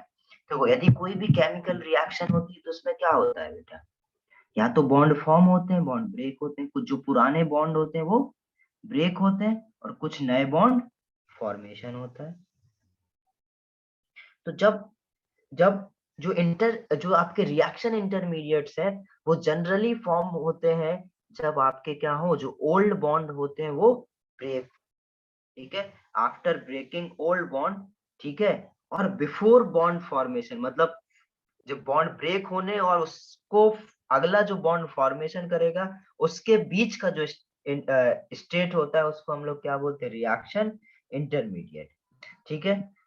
ये समझ में आ गया। अब ये जो ए और बी जो दो कंपाउंड है, ये जो बॉन्ड है, यदि ये बॉन्ड ब्रेक होगा तो कितने तरीके से बॉन्ड ब्रेक हो सकता है। एक ऐसा हो सकता है, ऐसा ब्रेक हो कि ये जो बी है वो अब सारे इलेक्ट्रॉन लेके चला जाए। यदि बी, ये बॉन्ड ब्रेक हुआ और बी ने सारे इलेक्ट्रॉन ले लिए तो बी के ऊपर क्या आएगा, नेगेटिव, और ए के इलेक्ट्रॉन भी चला गया तो पॉजिटिव, करेक्ट। या ऐसे ब्रेक हो सकता है, या ए और बी, ए ज्यादा पावरफुल हो, ए लेके निकल जाए तो ए एनाइन बना ले, बी कैटाइन बना ले। या ऐसे हो सकता है कि ये बोले ना तो तुम लो भाई और ना तुम लो, तो इस तरीके से एक एक बना ले, ठीक है। तो ये क्या है, ये क्या है, एनाइन। ये क्या है, कैटाइन। और ये क्या है, आया समझ में। तो ये जो ब्रेक हो सकते हैं वो इस तरीके से। अब समझो जरा ध्यान से, ये इस तरीके से ब्रेक हो रहे हैं, ठीक है, कि ये आपके आयंस बना रहा है कुछ इस तरीके से, मतलब अनइवन ब्रेक हो रहा है, मतलब कोई भी अपने इलेक्ट्रॉन लेके निकल रहा है। तो अनइवन जो ब्रेक होता है इसको हम लोग क्या बोलते हैं, देखो कभी भी कोई भी चीज का यदि ब्रेक है, मतलब कोई भी बॉन्ड ब्रेक हो तो उसको हम लोग बोलते हैं बेटा फिजन, ठीक है। और यदि अनइवन फिजन हो, मतलब पॉजिटिव नेगेटिव फॉर्मेशन हो, उसको बोलेंगे हम लोग हेट्रोलिटिक फिजन। और इस तरीके से क्या हो, इवन फिजन हो, मतलब रेडिकल का फॉर्मेशन जब होता है, ठीक है, उसको हम लोग बोलते हैं बेटा होमोलिटिक फिजन। बेसिकली होमोलिसिस हो तो होमोलिटिक फिजन और हेट्रोलिसिस हो तो हेट्रोलिटिक फिजन।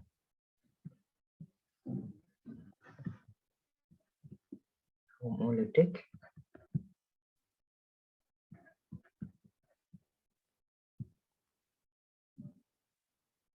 आ गया ये समझ में, क्लियर है इतना। अब जरा मैं कुछ कुछ आपको लिखा दे रहा हूँ, ठीक है। इधर लिखो, reaction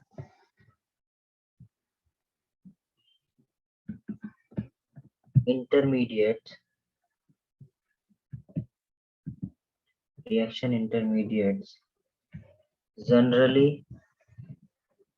generally formed after bond breaking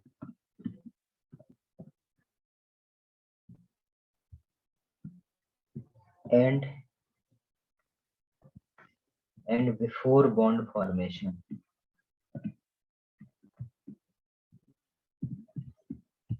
And before bond formation,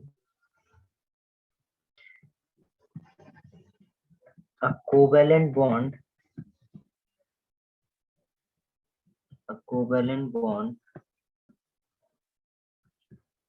can get cleaved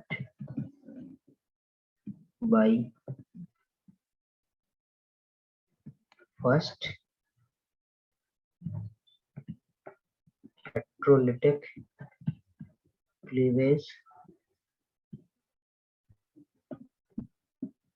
or second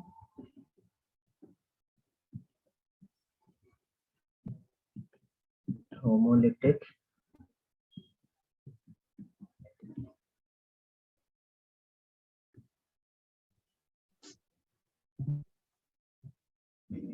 bond cleavage.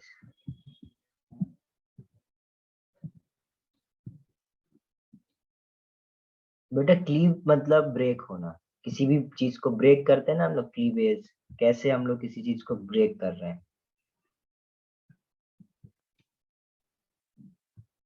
तो हेट्रोलिटिक क्लीवेज या होमोलिटिक बॉन्ड क्लीवेज, या इसी को हम लोग बेटा फिजन भी बोलते हैं।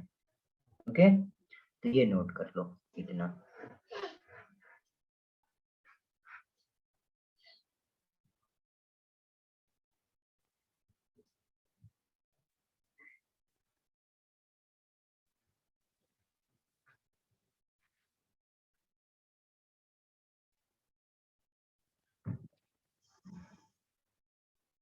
राहुल सिंह आ गया। क्या हुआ बेटा राहुल, कहाँ चले गए थे?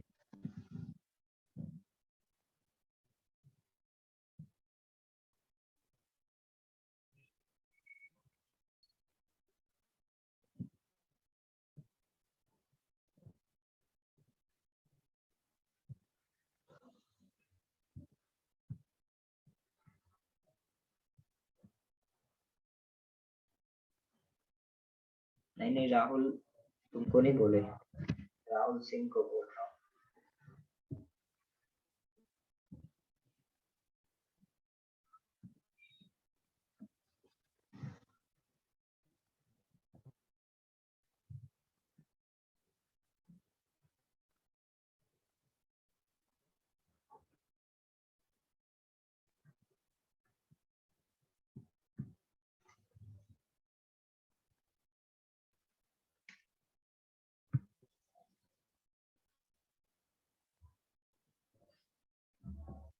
अभी आया था आकाश, फिर से लीव हो गया। अब मेरे को मैसेज करेगा सर आज नेट बहुत खराब चल रहा था।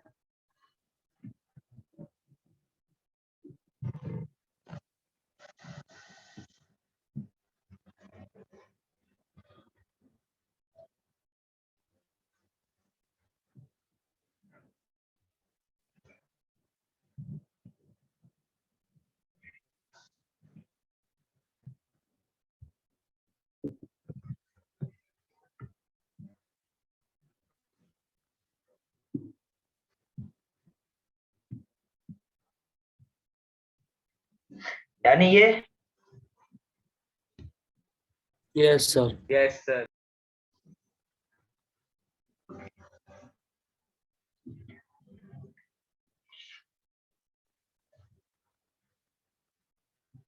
चलो अब नेक्स्ट टॉपिक हेडिंग डालो।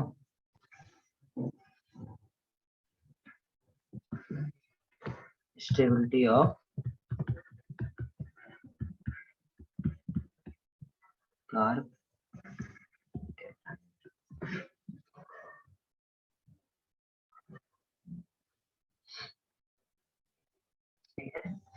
तो यदि आपसे पूछा जाए, इसमें बेटा कुछ रूल नहीं होते, हमें क्वेश्चन ही करने हैं, ठीक है। और क्वेश्चन करेंगे तो हम लोग एक एक क्वेश्चन करके एक एक रूल समझते जाएंगे। ओके, तो सपोज ये है,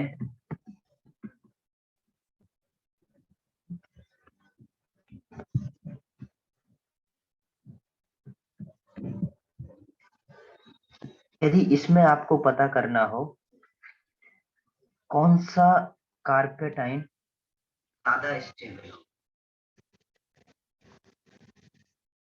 ओके, तो बताओ जरा कौन सा ज्यादा स्टेबल होगा। आपको नहीं पता चलेगा। अब मैं सिखाता हूँ क्या करना पड़ेगा इस। तो ये पॉजिटिव चार्ज, ये पॉजिटिव चार्ज, ये पॉजिटिव चार्ज, ये दो कार्बन के बीच बाजू में है, इसके इसके। अच्छा अब हमें क्या देखना है, पॉजिटिव चार्ज का स्टेबिलिटी, ठीक है। तो पॉजिटिव चार्ज ज्यादा स्टेबल कब होगा,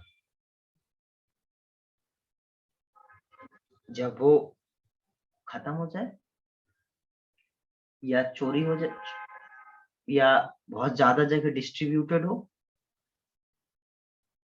करेक्ट। तो हमेशा क्या करा करो, कोई भी चार्ज है, ध्यान से सुनना, पॉजिटिव हो नेगेटिव हो, उसमें उसका डिस्ट्रीब्यूशन देखो। यदि वो ज्यादा डिस्ट्रीब्यूटेड है तो उसके चोरी होने के चांसेस कम है और वो क्या होगा, ज्यादा स्टेबल होगा। ठीक है, दूसरा पॉइंट क्या याद रखेंगे, कोई भी चार्ज है, ठीक है, यदि वो जो भी चार्ज है, सपोज पॉजिटिव है, पॉजिटिव चार्ज है, तो पॉजिटिव को जितने भी पॉजिटिव वाले इफेक्ट थे वो सारे सपोर्ट करेंगे। पॉजिटिव को पॉजिटिव वाले जितने भी इफेक्ट थे, मतलब plus I plus M plus S C plus E, सारे प्लस वाले क्या करेंगे, प्लस को सपोर्ट करेंगे, और सारे माइनस आई जो माइनस वाले हैं वो माइनस को सपोर्ट करेंगे। मतलब जितना ज्यादा प्लस उतना ज्यादा, यदि कोई प्लस आई है या तो प्लस एम है, वो प्लस चार्ज को ज्यादा स्टेबल करेंगे एज कंपेयर टू माइनस वाले। ओके, अब इस ग्रुप में देखो तो ये CH3 क्या करता है, प्लस आई लगाता है, इसमें ये दो ग्रुप प्लस आई लगा रहा है, इसमें सिर्फ एक प्लस आई लगा रहा है और इसमें 0। तो प्लस प्लस को क्या करेगा, स्टेबलाइज करेगा। तो ये ज्यादा क्या कर रहा है, प्लस आई लगा रहा है, मतलब इलेक्ट्रॉन दे रहा है, इसका मतलब क्या है, ये ज्यादा स्टेबल है। अब जरा इसको, और ये तो हो गया रटने वाला तरीका कि भाई प्लस प्लस को स्टेबल करता है, प्लस आई ज्यादा लग रहा है तो क्या हो जाएगा, ज्यादा स्टेबल। अब हम लोग इसी को फील कर रहे हैं, इसकी स्टेबिलिटी पता करना है हमें। इसकी स्टेबिलिटी का मतलब क्या है, ये चार्ज खत्म हो जाए, और ये चार्ज कब खत्म होगा, जब कोई डोनेट करे। जितना ज्यादा कोई इलेक्ट्रॉन डोनेट करेगा उतना कम चार्ज इसके ऊपर रहेगा। यदि इतना इतना उतना ही कम चार्ज है, इसका मतलब क्या है, इसका चोरी होने के चांस क्या है, कम है। कहीं बेटा 5 रुपए पड़े हैं और कहीं पर, बताओ जरा किसके चोरी होने के चांस ज्यादा है, लेफ्ट वाले के। है ना। यदि इसके चोरी होने के चांसेस ज्यादा है, इसका मतलब क्या है कि जहां पर पॉजिटिव चार्ज कम है वो ज्यादा स्टेबल है। पॉजिटिव चार्ज कम कब होगा, जब ये इलेक्ट्रॉन डोनेट करेंगे। प्लस आई है मतलब क्या, इलेक्ट्रॉन क्या करेंगे, डोनेट करेंगे। करेक्ट, आए समझ में। इसलिए इसीलिए प्लस प्लस वाले को क्या करेंगे, सपोर्ट करते हैं, और माइनस माइनस वाले को। क्लियर है इतनी बात। अच्छा ये बताओ जरा,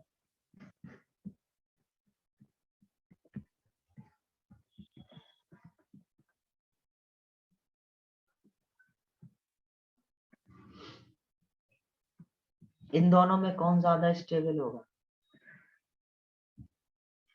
फिर से जैसे उधर बताया था मैंने कि जो रेजोनेंस है वो ज्यादा पावरफुल है as compare to hyperconjugation. तो इधर क्या हो रहा है बेटा, रेजोनेंस हो रहा है।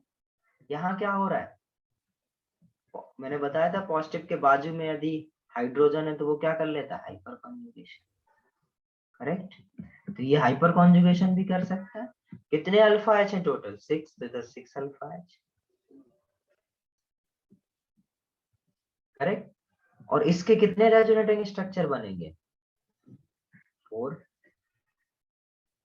ठीक है, तो ये रेजोनेंस कर रहा है और इसके 4 रेजोनेटिंग स्ट्रक्चर बन रहे हैं।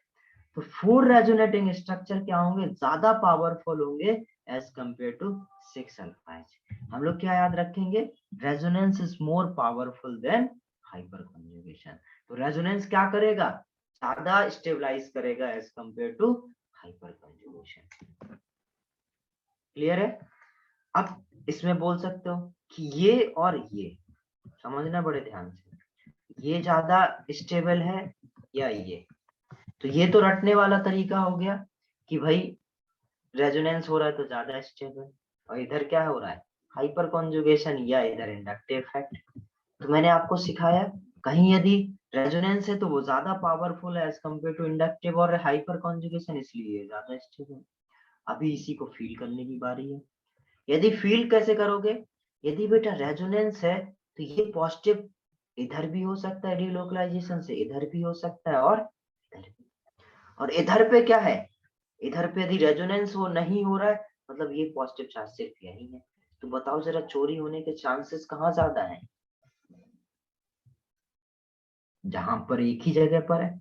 आपको पता है रोज एक आदमी यहाँ पर पैसे रखता है, ठीक है, और एक आदमी ऐसा है जिसका पता ही नहीं, जहाँ 4 जगह रख सकता है। तो आप बताओ बेटा चांस लेने कहाँ जाओगे? यहाँ पे चांस ज्यादा लेने ज्यादा आसान है या जो वो जहां पर वो 4 जगह रखता है? यहाँ पर चोरी होने के चांसेस ज्यादा है ना।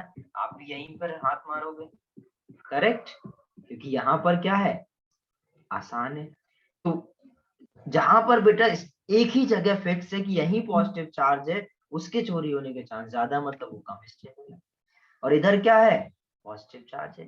पॉजिटिव चार्ज इसका मतलब क्या है, इसका डिलोकलाइजेशन हो रहा है। डिलोकलाइजेशन हो रहा है इसका मतलब क्या है, इधर भी हो सकता है, यहाँ भी। इसके चोरी होने के चांसेस क्या कम। और ऐसे भी बोल सकते हो इसका पॉजिटिव चार्ज इधर भी डिस्ट्रीब्यूटेड है, इधर भी उधर भी। यदि डिस्ट्रीब्यूटेड है तो भी क्या होगा, ज्यादा स्टेबल होगा, क्योंकि कम को क्यों कोई चोरी करने आने वाला है। आया समझ में? तो इस तरीके से हम लोग स्टेबिलिटी को समझ सकते हैं। बोलो जरा आया क्या समझ में ये? यदि कुछ भी समझ में नहीं आया तो पूछो, ये बहुत इंपॉर्टेंट है।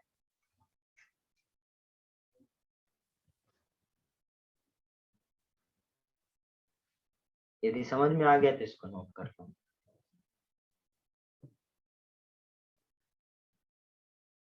प्लस प्लस को क्या करेगा, सपोर्ट करेगा, माइनस को सपोर्ट करेगा। और इतना नोट कर लो, इसके आगे क्वेश्चंस हम लोग नेक्स्ट क्लास में करेंगे। इससे रिलेटेड क्वेश्चंस और भी बहुत सारे क्वेश्चंस करेंगे, तो हम लोग इससे यूज्ड टू हो जाएंगे और हम लोग इजीली क्या करने लगेंगे, ऐसे क्वेश्चन सॉल्व करने लगेंगे। ओके, चलिए bye bye. Thank you sir, good night. Good night. हो गया, ये लिख लिया सभी ने? Yes sir. ओके चलिए बाय।